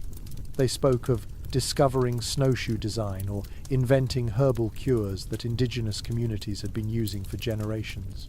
Modern researchers have since pieced together how deeply native wisdom shaped frontier life. Without it, many colonies would not have survived their first winters. As the two of you walk, the hunter points out tracks in the snow deer, rabbit, and something smaller. He moves with ease, his steps light and deliberate, while yours crunch heavily behind. You try to imitate his rhythm, stepping in the same places he does. The snow gives a soft sigh beneath your boots. For a moment, You feel what it must be like to belong to the land instead of merely enduring it. Back at your cabin, he accepts a seat near the fire. You brew the herbs he gave you, the steam filling the room with a scent both bitter and comforting. He watches the flames thoughtfully, then gestures to the walls, to the cracks filled with dried moss and clay. "Good," he says simply, acknowledging the care you have taken. His approval feels like a small blessing. You ask him how his people manage during the worst of the storms. He smiles slightly, as though at a question a child might ask. "We do not fight the cold," he replies. "We move with it." The phrase lingers in your mind long after he is gone. To move with the cold instead of against it, perhaps. That is the secret you have missed all along. He leaves you with a gift, a pair of snowshoes made from bent wood and rawhide, the latticework delicate but strong. You run your hand along the smooth curve of the frame, marveling at its craftsmanship. These are not decorations, they are freedom. With them, you can walk where before you would have sunk, crossing the wide white world that once felt impassable. That night, as you sit by the fire and sip the herbal brew, you feel a calm strength return. The tea tastes strange but warming, and your breathing eases. Outside, the snow glows faintly under a rising moon. You think about how much of your life now depends on knowledge shared freely by those who understand the land better than you ever will. In your notebook, you write a few words, learned from the river, from the snow, from them. It is not enough to repay what you have received, but it keeps the memory alive. Historians in later years would often romanticize these moments or twist them into myths of conquest. Yet the truth is simpler and humbler. The frontier was not conquered, it was taught. As you prepare for sleep, you look again at the snowshoes leaning by the door and the bundle of herbs drying near the fire. You whisper a quiet thanks into the air, not knowing if anyone or anything hears it. The world outside is cold and infinite, but for now, it feels shared, not empty, and that perhaps is what survival truly means.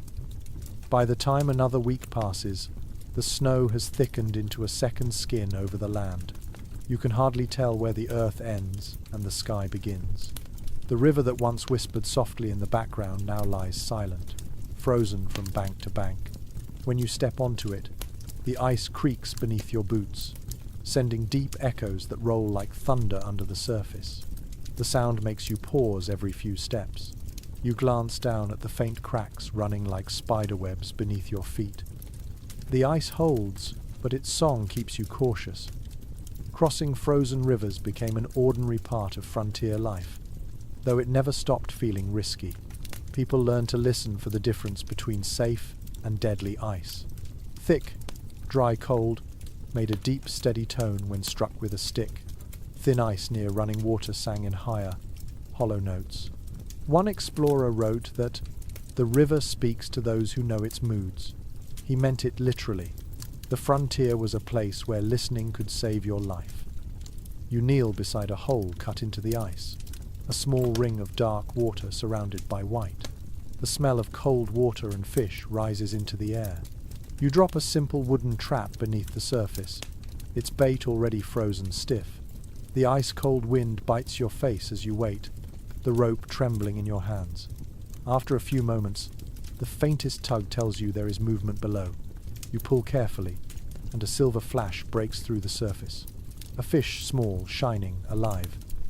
You feel the thrill of success, as though you have caught more than food, as though you've captured proof that life still moves beneath all this stillness. Fishing through the ice was not for the faint-hearted. The water's edge could split suddenly, swallowing tools, or worse, a person. There are stories of whole sleds disappearing into hidden cracks.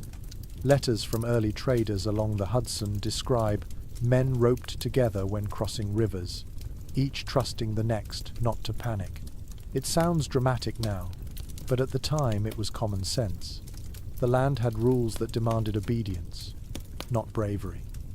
The frozen forests around you have changed too. The trees no longer sway, they shudder. Every sound carries farther, amplified by the cold.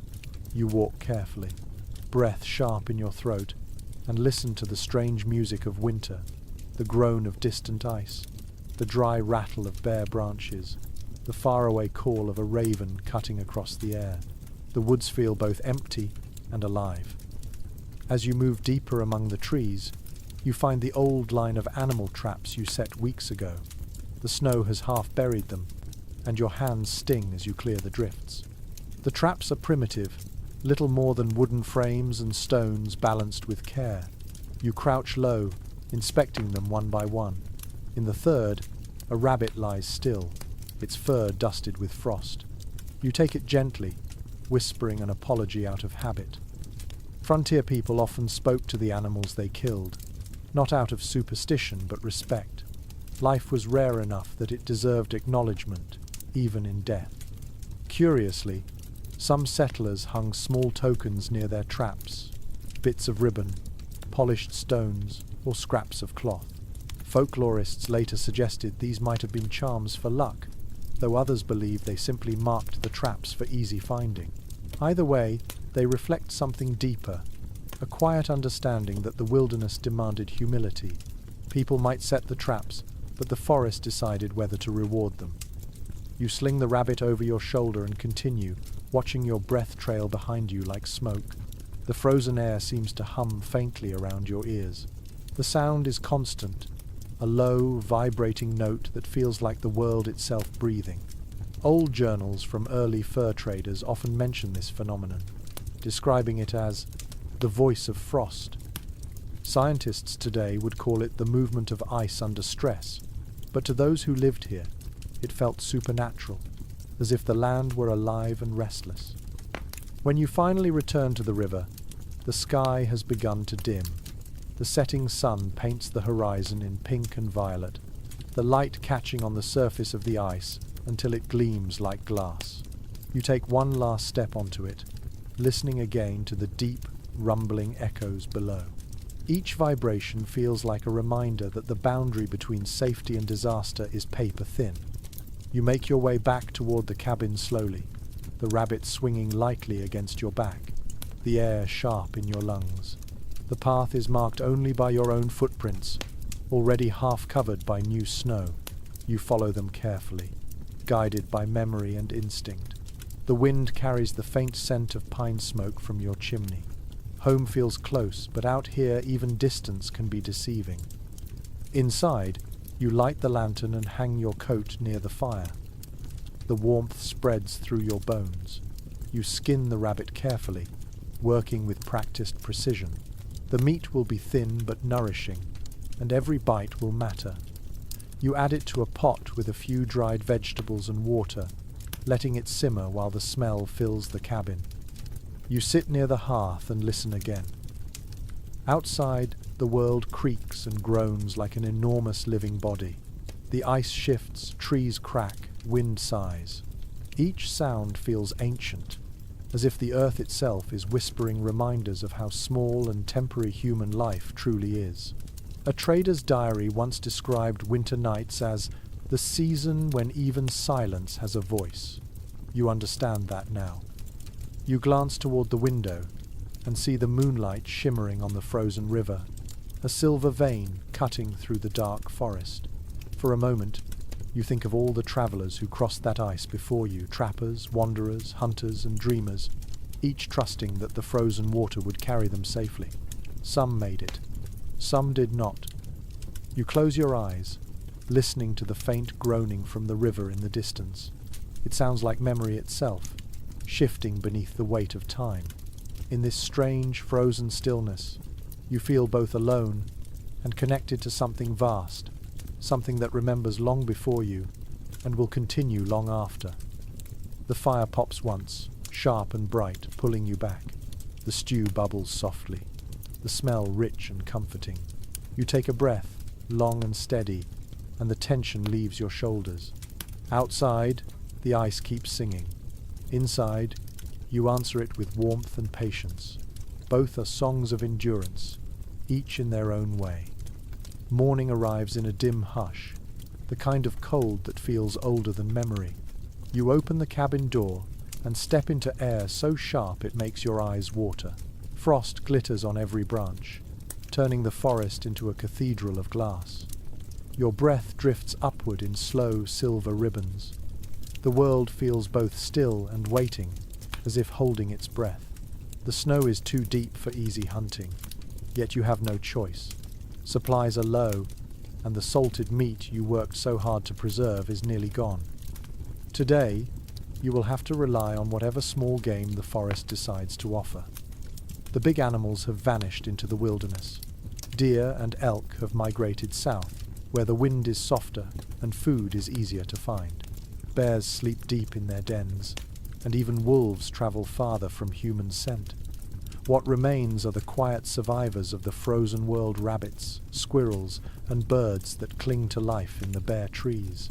You pull on your snowshoes, sling your old musket across your back, and step carefully into the drifts. Your breath fogs the air with each slow exhale. Snow muffles sound so completely that your footsteps seem to vanish. The only noise comes from the creak of the leather bindings on your snowshoes and the distant tapping of a woodpecker searching for food. The silence feels strange at first, but soon it becomes part of your rhythm. You begin to listen differently, your senses sharpening. Every whisper of movement could mean a meal. Small game hunting in winter was a delicate art. Traps were often more reliable than bullets, and patience mattered more than strength. You find a hollow near a fallen log and check one of your snares. The loop of wire lies half buried in snow, untouched. You reset it and move on, feeling the numbness spreading slowly through your fingers despite the gloves. Historians have long noted how crucial small animals were to winter diets. Without them, starvation would have claimed far more settlers.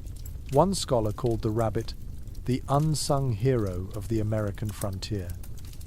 It was easy to underestimate the simple act of catching one, but when snow-blocked travel and grain stores ran low, that single rabbit could mean another week of life. You spot movement ahead, a flicker of brown against white. You crouch low, heart quickening. The rabbit freezes, ears sharp, eyes reflecting light like tiny mirrors. For a moment, the two of you are statues, each studying the other. Then instinct moves faster than thought. You raise your musket, exhale slowly, and fire. The sound cracks across the forest, scattering a few startled birds.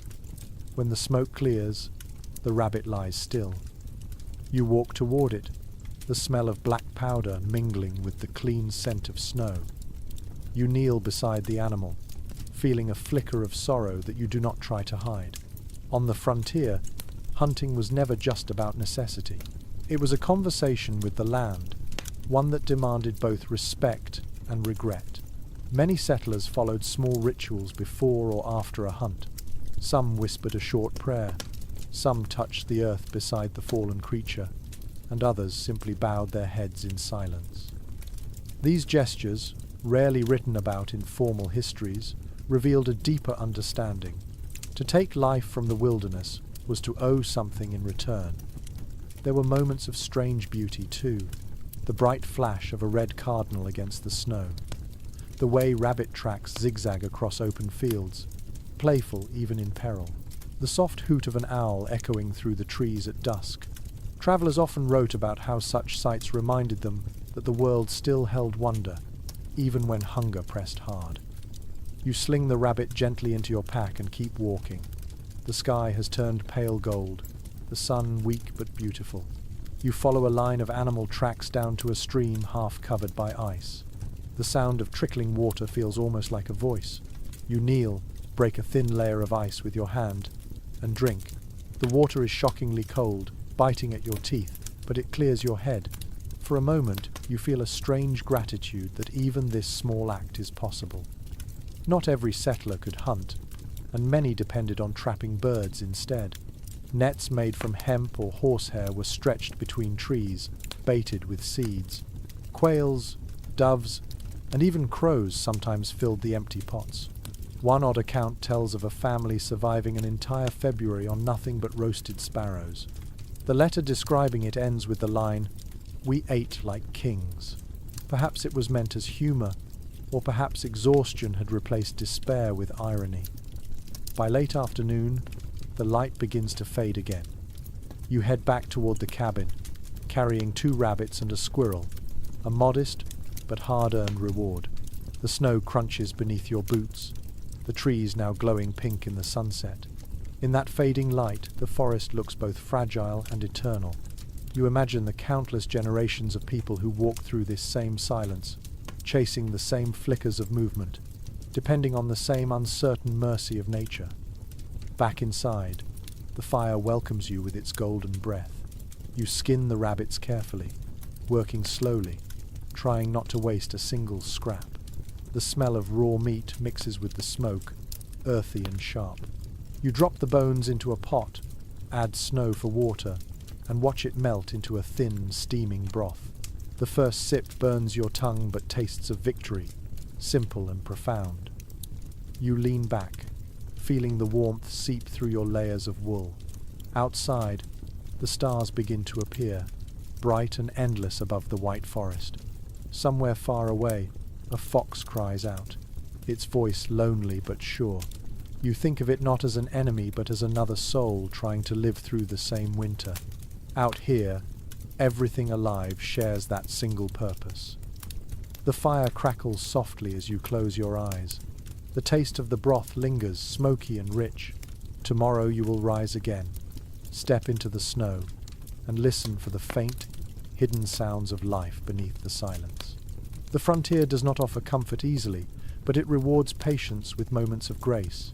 Tonight, that is enough. Night stretches long and heavy, and the forest has gone quiet again. The day's hunt is done. The traps are checked, and now there is nothing left but time and the steady rhythm of the fire.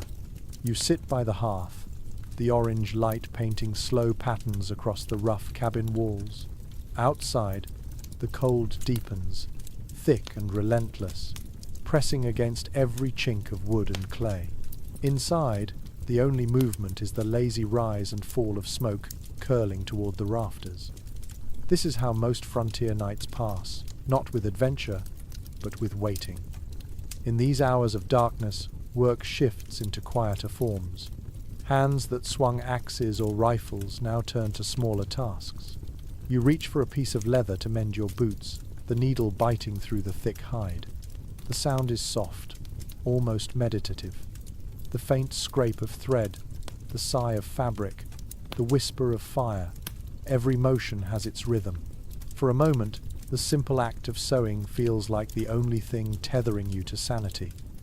Most frontier families lived for these candlelit evenings. The day's chores left their bodies exhausted, but their minds restless. So they turned to the small rituals that made the dark less oppressive: mending clothes, carving handles for tools, reading from worn Bibles, or just staring into the flames while the clock ticked slowly forward.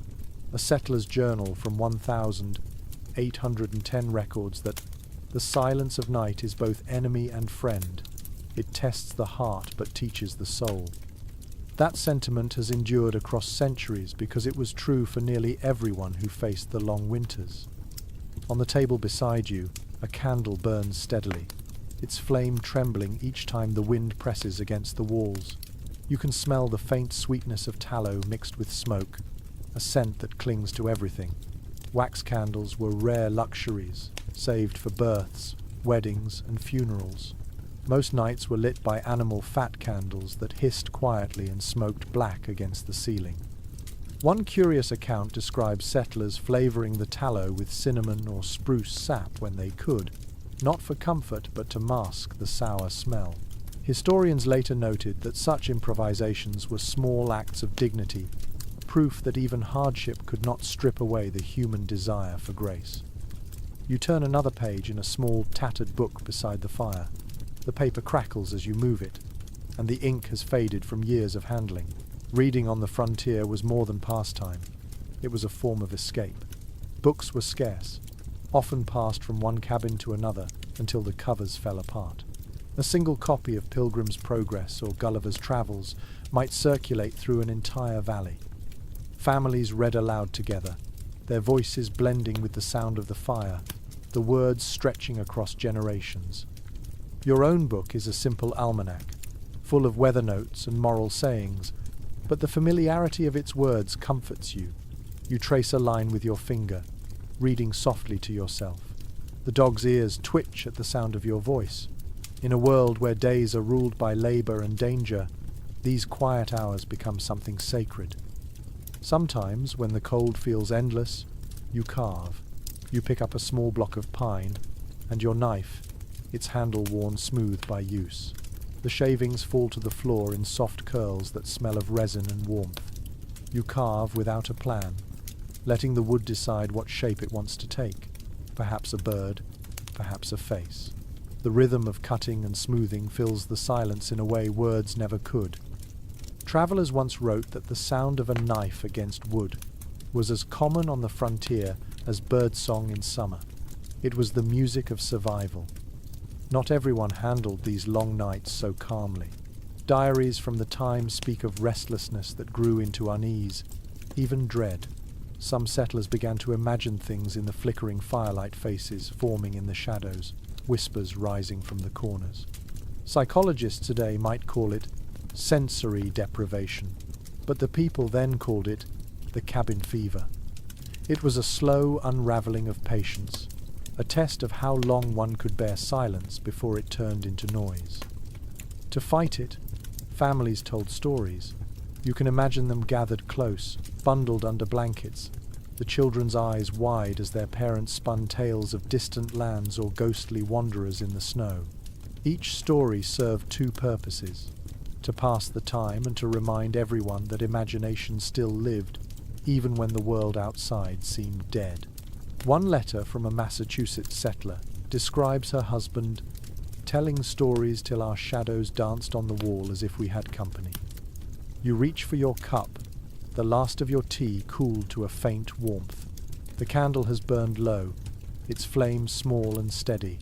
The room smells of smoke, leather, and old wood. The dog snores softly by the fire. The crackling of the logs becomes the only sound left, steady as a heartbeat. You think about how strange it is that comfort in such isolation comes from repetition. The same meal, the same chores, the same nightly rituals. The predictability becomes a shield against despair. In a way, these quiet, ordinary moments are what truly define frontier life. Not the battles against nature, but the small acts that make endurance possible. Outside, the moon rises, washing the world in silver light. You glance through the window and see snow sparkling under the trees, untouched and endless. Inside, the fire glows low, painting everything in amber. The two worlds, one frozen, one alive touch at the edge of the glass. You sit still, letting the warmth sink into your bones, the calm into your mind. The candle flickers once more, before dying completely, leaving only the dim light of the fire. You close your eyes, feeling the rhythm of the flames, the softness of the air, and the faint pulse of life that continues quietly, stubbornly, in this frozen wilderness. Tomorrow will come, and the silence will return, but tonight the quiet feels gentle, almost kind. When you wake, the light is dim and strange. The window glows with a dull grey sheen, and a sound like soft sighing drifts from outside. You push aside the blanket and feel a chill that cuts to the bone. The fire has gone out again, and the air inside the cabin bites your skin. You rise slowly, every step heavy, and open the door to find the world buried under white. The storm has come. Snow falls in thick sheets, each flake large as a coin. The wind curls through the trees with a low, mournful sound, carrying fine powder that stings your eyes. The sky has vanished, replaced by a shifting wall of grey. You can hardly see the fence posts 10 steps from your door. The storm's breath fills the air, and it feels as though the world itself is shrinking. You shut the door quickly and brace it with the wooden bar. The cabin shudders slightly, as if alive. Blizzards like this defined the frontier winter. They arrived without warning and stayed for days, sometimes longer. Snow piled as high as rooftops, burying barns, blocking doors and sealing windows shut. Many families survived only because they had prepared for such moments. Their firewood stacked high, their barrels full. Yet even the best preparation could fail when nature decided to remind humanity who ruled here. You kneel by the hearth and work to revive the fire, blowing carefully until a small orange glow appears. Smoke rises, thin and blue, filling the air with its familiar smell. The warmth builds slowly, but it cannot fight the draft that slips through every crack. You wrap yourself in a heavy coat and sit close to the flames, listening to the storm's howl. The sound is deep and endless, a kind of music that vibrates in your chest. Old journals describe these storms in tones both fearful and reverent. One Vermont farmer wrote that the blizzard roared like a beast that would not sleep. Another, from the Wisconsin frontier, described how the wind carried voices that seemed to whisper at the edges of hearing. Some thought it was the sound of the trees bending. Others said it was the dead speaking through the snow. Folklorists still discuss whether those accounts were poetic exaggerations or fragments of truth shaped by exhaustion and fear. You spend the first hours tending the fire and checking the cabin's walls. The wood creaks and moans as the wind pushes against it. The shutters rattle like loose teeth. Every so often, snow slips from the roof with a muffled thud. It is strange how sound changes during a storm. Everything outside is distant, blurred, while inside each noise feels magnified, close enough to touch. By afternoon you try to keep busy. You stir the pot over the hearth, adding the last of the vegetables and a bit of dried meat. The scent fills the air, rich and smoky, but the taste will never match the comfort it promises. Hunger dulls the mind, but boredom can cut deeper. You patch the corner of a blanket, sharpen your knife, sweep the floor again. There is nothing else to do but wait. Time loses meaning when you are trapped by snow. The light outside shifts so subtly that you cannot tell if it is morning or evening. The storm erases the horizon and replaces it with an unending greyness. You light another candle, watching its flame flicker in the draught. Each moment stretches until it feels like an hour. The mind begins to wander, playing tricks in the silence between gusts of wind. In the middle of the night, the cabin groans loudly, snapping you awake. The snow piled against one wall has grown heavy, and the logs strain under its weight. You throw on your boots, grab a shovel, and push open the door with effort. A wall of white greets you. The snow nearly reaches your shoulders. You dig slowly, breath steaming, each movement a battle against the wind. The air tastes sharp, filled with tiny crystals that sting your lips. You work until your muscles burn, clearing just enough space to keep the doorway free. Then you stand for a moment, the storm swirling around you, the snow biting at your face. The sound of the wind fills your ears completely. It feels endless, like standing inside a living ocean. For a brief instant, you understand why some settlers called these storms white prisons. The cold has no malice, but it holds everything captive. You return to the cabin and collapse by the fire, shaking with exhaustion. The flames seem brighter now, almost golden. You hold your hands toward them, feeling the warmth creep back into your skin. Every heartbeat feels heavy but alive. The dog lifts its head, yawns, and curls closer to you. Its quiet presence steadies your mind. To pass the hours, you hum softly, an old tune you barely remember. The melody fills the room, mingling with the rhythm of the storm outside. It is strange how sound becomes a lifeline in such moments. Even a voice, however small, reminds you that the silence cannot have you completely. You think of the countless others who sat through nights like this, families in one-room cabins, travelers in snow-covered wagons, shepherds trapped with their flocks. Many of them wrote later that the hardest part was not fear, but the waiting. You cannot fight a blizzard. You can only endure it. By morning, the storm finally begins to weaken. The wind fades to a whisper, and light filters through the small cracks in the shutter. You step outside to find the world transformed. The snow glows blue in the early light, smooth and perfect, as though the land has been reborn. Every sound seems distant again, swallowed by the vastness of white. You breathe deeply, filling your lungs with cold air that feels almost pure. The storm has passed, and the cabin still stands. You have survived one more trial of the winter. In the quiet aftermath, the world feels gentle again, though you know it is only resting before the next test. Inside, you feed the fire one more log and watch the flames rise. They dance brightly, defiant against the chill. You close your eyes for a moment, listening to the silence after the storm. It feels clean, almost forgiving.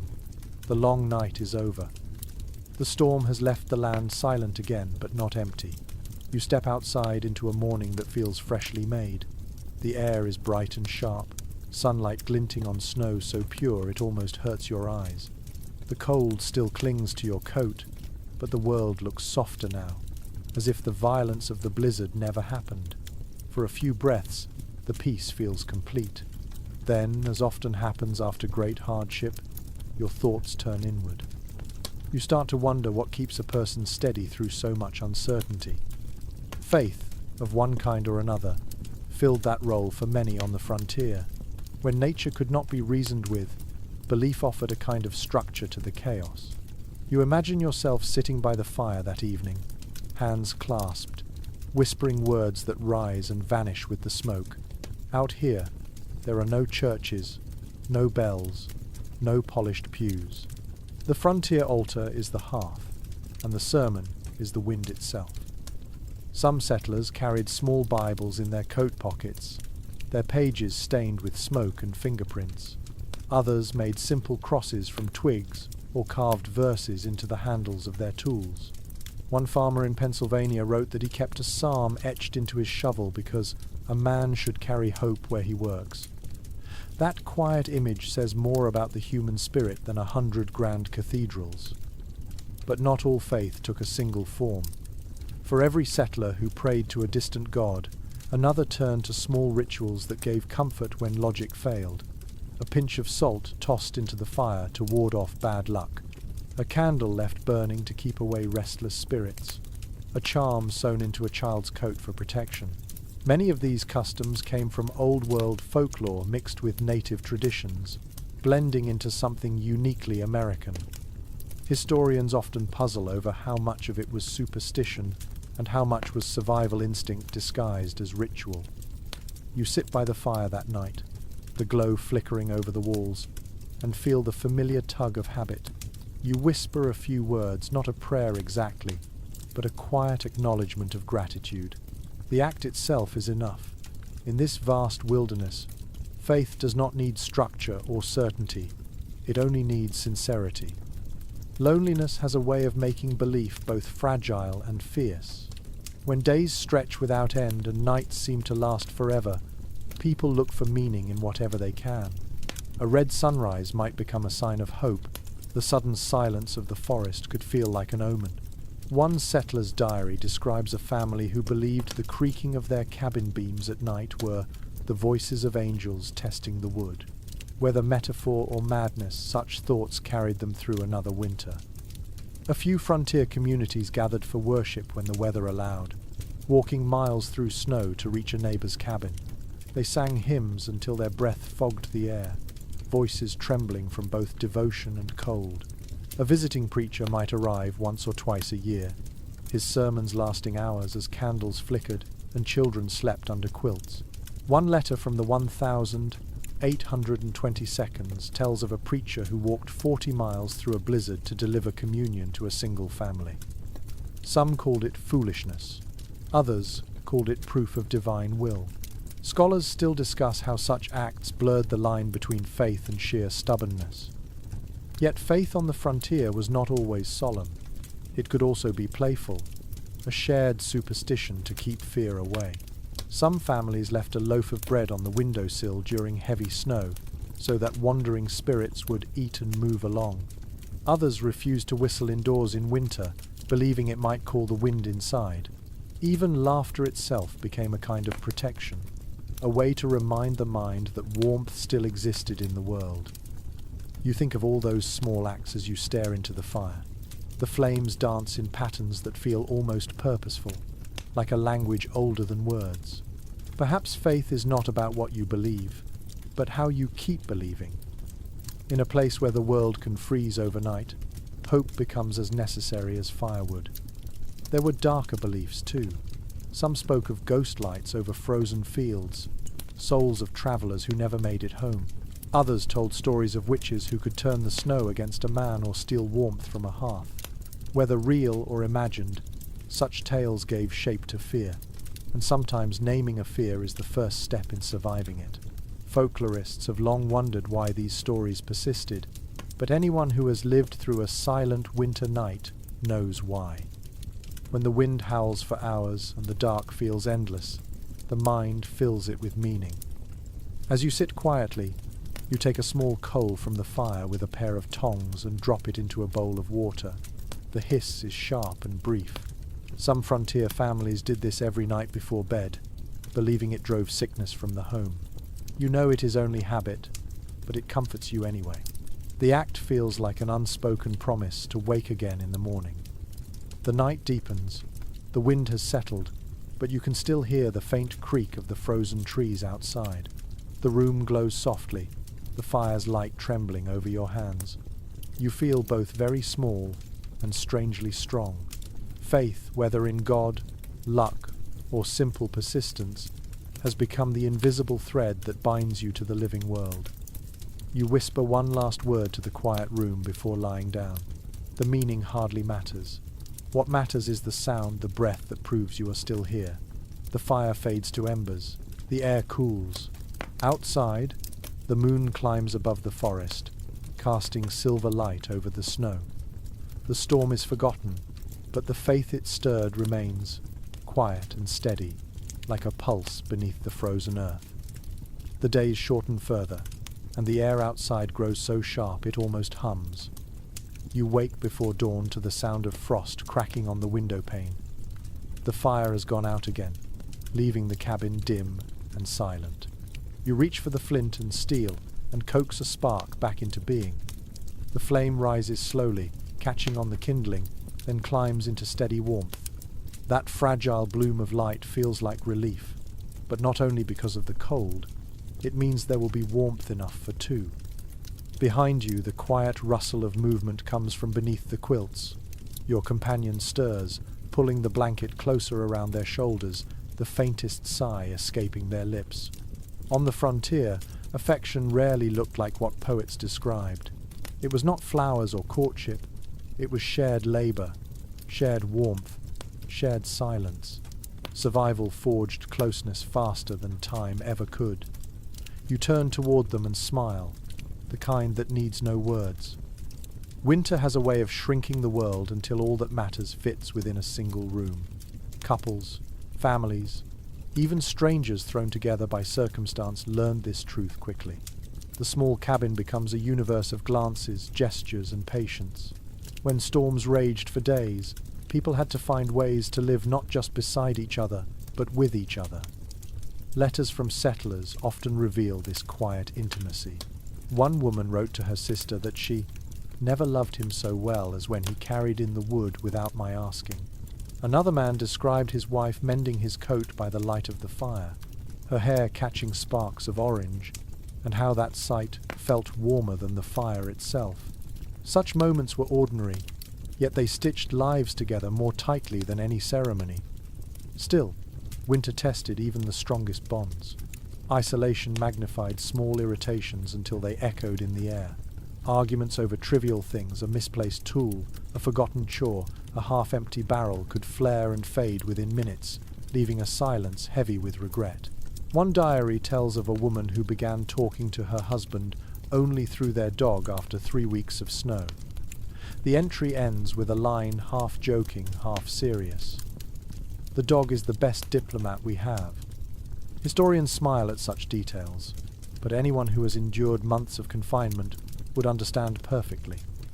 There was tenderness, too, of the simplest kind.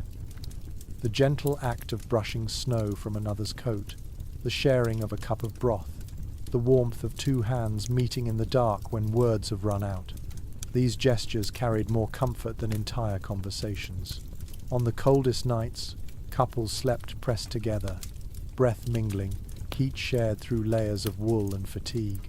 Love on the frontier was quiet but unbreakable, made not of promises but of presence. You sit beside your companion now, both of you wrapped in the same blanket watching the fire. The silence feels companionable. You can smell the faint sweetness of the burning wood and hear the low hum of the wind outside. Their hand finds yours, rough from work but warm. For a moment, the world outside ceases to matter. Even in such closeness, there was always risk. Childbirth in winter was perilous, often carried out by candlelight and prayer. Neighbors might arrive too late, or not at all. Yet there are countless stories of resilience. Women delivering babies alone, fathers heating water, and cutting swaddling cloth with trembling hands. One frontier midwife wrote in her worn notebook that, "A new cry in a snowstorm is the sound of hope itself." That line feels true in your bones, even now. Not all affection was between couples. Families depended on one another, bound by necessity and affection alike. Children brought laughter into the long nights. Friends became kin. Neighbors who shared supplies or news during blizzards often forged bonds deeper than blood. Sociologists today note that these small, cooperative networks may have been the only reason entire settlements survived the harshest years. Frontier love, in all its forms, was practical, patient, and enduring. You look across the room and notice a small carving on the table, a bird whittled from pine during one of those endless nights. Its wings are uneven, but it carries a quiet grace. Your companion had made it weeks ago, perhaps without knowing why. Now, it seems like a message carved in silence. Beauty can still exist where life is hardest. The wind outside rises again, brushing against the cabin walls. Snowflakes drift past the window like falling ash. You rest your head on their shoulder and feel their steady breathing. The firelight flickers on your joined hands. It feels fragile, this warmth, but real enough to last through another storm. A letter from an old preacher once described love on the frontier as the hearth of the soul in a world of cold. You think about that as the night deepens. Affection here is not loud or dramatic. It is the soft steadiness that holds life together when everything else is frozen. It is a shared blanket, a shared silence, a shared belief that morning will come. You close your eyes and listen to the rhythm of two heartbeats blending with the sound of wind. The world outside is still and wide, but inside this small room there is warmth, light, and a quiet kind of grace. For now, that is all the frontier ever promised, and all that you need. The next morning breaks in a pale blue haze. You open your eyes to the thin light seeping through frost-streaked glass and the faint creak of timbers settling. The cabin feels quieter than usual. Outside, the snow has stopped falling, and the world lies still as if caught in a single frozen breath. You hear laughter, high and bright, cutting through the silence. Children are awake. You step to the door and open it carefully. The cold rushes in, biting at your cheeks, but the sound that greets you feels alive. A few children from nearby homesteads are playing on the frozen pond, bundled in layers of wool and hide, their faces red with joy. They glide awkwardly across the ice, using sticks for balance. The air fills with the scrape of boots, the ring of laughter, and the occasional sharp crack of breaking frost. It is a melody that warms the cold morning. Frontier children grew up close to hardship, but they found their own worlds within it. Their games were built from the materials of survival. Sticks became horses, lumps of snow became forts, and patches of ice became places of wonder. Diaries from the late 1700s and early 1800s often mention that children took the cold better than adults, as if they had not yet learned to fear it. One mother in New York wrote that her sons played till their mittens froze stiff, then laughed while I thawed them by the fire. You watch them from the edge of the pond, remembering how childhood always seems brighter in memory, even when the air could kill with its chill. The little ones chase each other in circles, their voices carrying across the stillness. A girl falls, then laughs so hard she forgets to cry. Another kneels beside her, brushing snow from her coat with small, serious hands. Even in the depths of the harshest winter, kindness thrives most easily among the young. Small joys like these gave families reason to endure. After chores were finished, Children helped their parents with whatever tasks they could manage, feeding animals, hauling kindling, or stirring soup. Yet they also brought imagination to the dark months. In some cabins, they would draw with charcoal on the walls or carve tiny animals from scraps of wood. One old letter mentions a boy who made a toy family out of corn husks and gave them their own fire built from pebbles. The writer called it a small reminder that play too is a kind of prayer. As you watch the children slide and stumble on the ice, you think of how little separated wonder from danger. Frozen ponds could crack without warning. Snowdrifts could swallow a child in seconds. Parents lived with quiet fear behind every laugh. One journal tells of a mother who tied bright ribbons to her children's coats before letting them play outside so she could see them against the snow. That small, heartbreaking precaution says everything about what it meant to love someone in a land that could so easily take them away. By noon, the laughter fades as the children return to their homes. Smoke begins to rise again from scattered chimneys, grey against the white sky. You walk back to your cabin and warm your hands near the fire. The room smells faintly of broth and smoke. Your companion hums softly as they mend a torn mitten, and you feel the comfortable quiet that follows good noise. Frontier winters shape childhood differently from anything known in the towns and cities back east. There were no schools for months at a time, no neighbours close enough for easy play. Learning came from watching how to chop wood, how to read tracks, how to listen for the tone of the wind that signalled a storm. Children grew into responsibility quickly, but they carried an optimism their parents sometimes lost. A curious passage from a traveller's diary tells of visiting a cabin during a blizzard and finding the children teaching the adults a new game involving carved dice. The adults had been listless for days, but the laughter returned with the sound of rolling wood on the table. The traveller wrote, "They brought the sun into the room without a match." Folklorists who later studied these accounts often concluded that play was not just recreation but emotional survival. In the evenings, when chores were done, families often gathered around the fire to tell stories. Some were moral tales, others old legends from across the ocean, and some were born right there on the frontier. Children listened with wide eyes as their parents spoke of glowing lights over frozen lakes or hunters who turned into stars. These stories, told night after night, shaped a shared imagination that outlasted hunger, cold, and fear. You sit now by the fire, hearing echoes of such stories in your mind. Outside, the pond has fallen silent again, its surface smooth under the pale moon. You picture those small figures laughing in the cold, unaware of how precious that sound is to anyone listening. The innocence of their play feels like defiance, a reminder that life can still be light-hearted even when the world has hardened around it. You take a slow breath and let the warmth of the fire settle into your chest. Tomorrow, the children will return to their chores and lessons in endurance.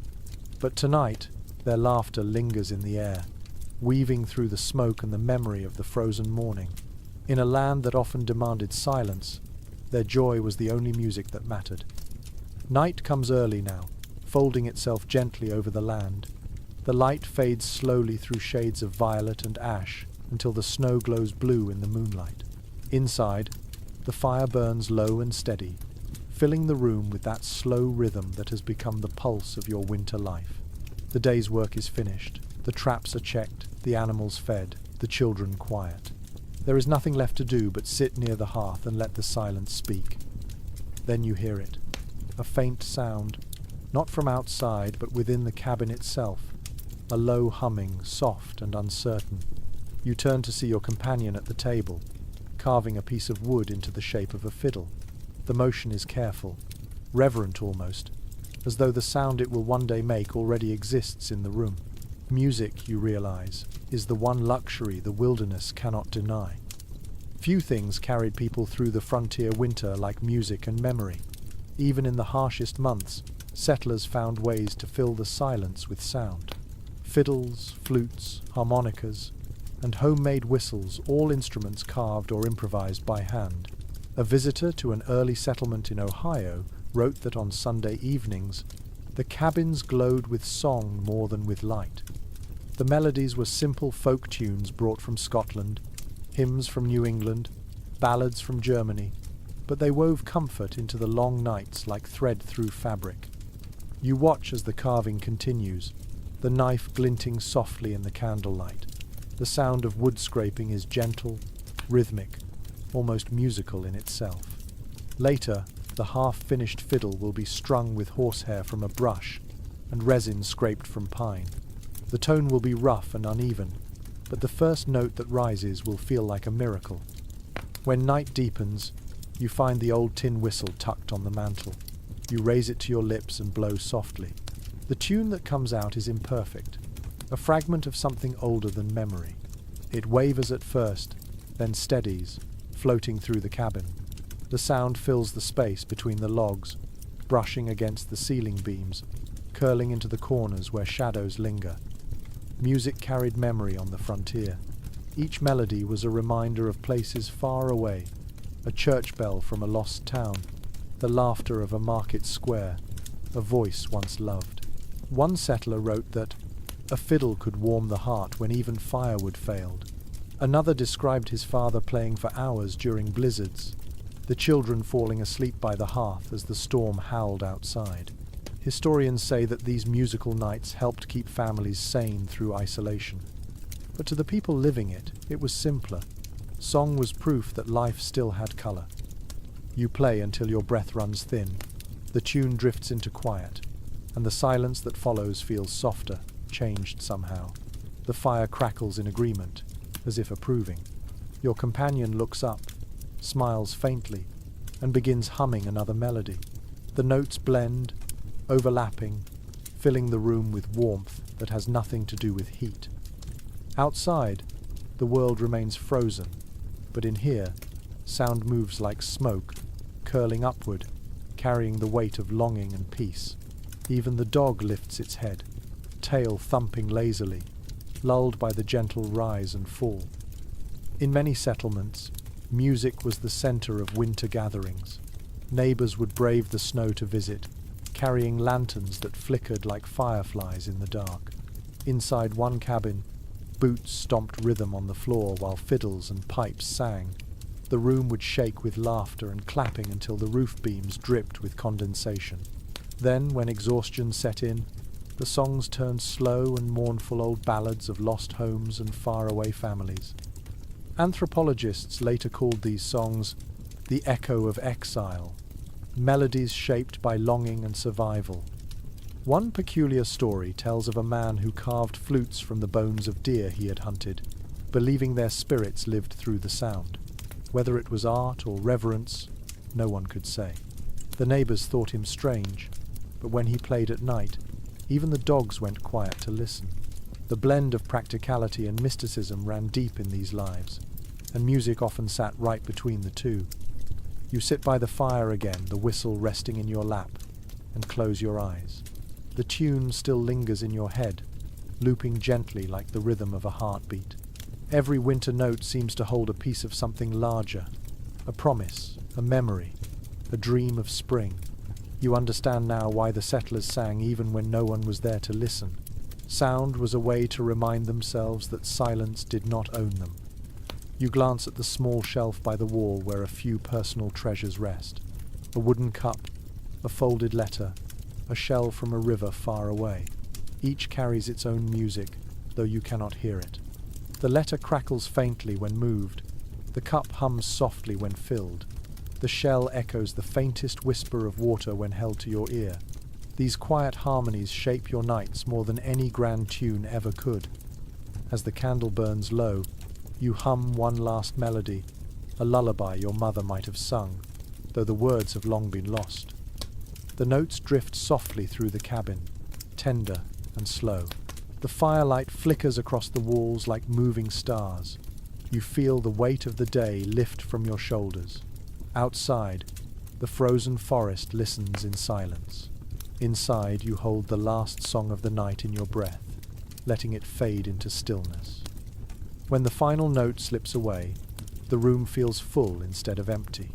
The quiet has changed. It no longer feels like absence, but like rest. The frontier sleeps, the world breathes, and you are part of its rhythm, warm and alive in the long winter night. The days have blended into one another now, their boundaries softened by snow and repetition.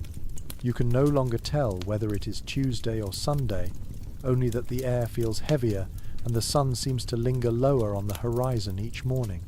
The world has shrunk again to the size of your cabin and the forest beyond it.